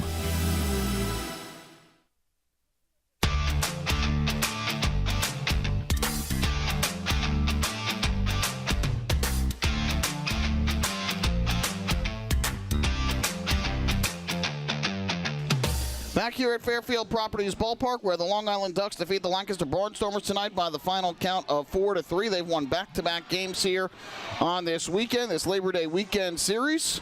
And so winning either of the final two games would give themselves the series victory. The fans about to enjoy a nice post-game fireworks spectacular as the exclamation point on this breast cancer awareness night presented by Uncle Giuseppe's Marketplace. And while the fireworks go off, let's recap this game for you to get things started on the post-game show. Neither side scored through the first 2.5 innings of the game as Joe Iorio and Jared Lakin locked up in an early pitcher's duel, but the Ducks broke through in the bottom half of the third inning. Joe DiCarlo and Jonathan Guzman back-to-back singles to left field to begin the inning. Scott Kelly sacrificed them over with a bunt. Ruben Tejada brought home DiCarlo with an RBI single to left field, and Alex Dickerson brought home Guzman with a sacrifice fly to left field, and so the Ducks had a 2-0 lead. The closest the Barnstormers would come would be in the fourth, and then again later in the game, they got to within a run as Andretti Cordero led off the fourth with a solo home run well over both walls and left. His 15th of the year, his league-leading 101st RBI, closed the gap to 2-1, at that point. But Iorio would keep the Barnstormers off the scoreboard in the fourth and fifth. He stranded 5 runners on in his 5 innings of work.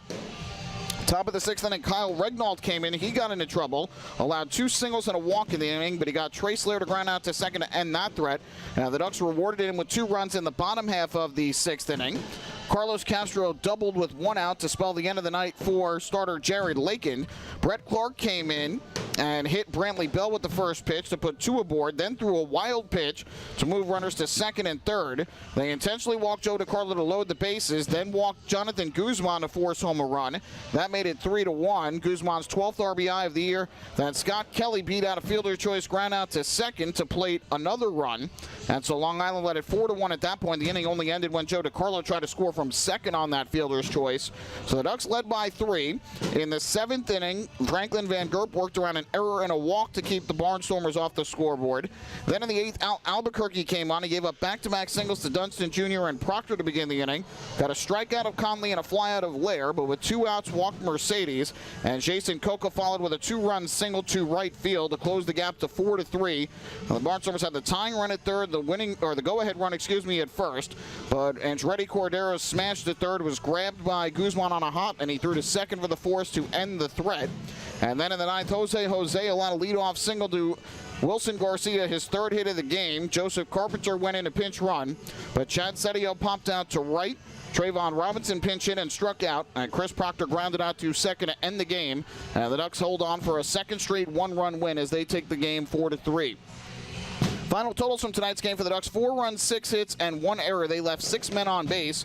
For the Barnstormers, 3 runs on 9 hits and no errors. They left 13 men on base, and they went 1 for 10 in the ball game with runners in scoring position. A big reason why they did not come up with the win this evening against Long Island. The winning pitcher, Joe Iorio, he wins for the 2nd straight time on the mound. He improves to 5-8 with 5 innings of 1-run ball, allowing 3 hits, 2 walks, and 2 strikeouts.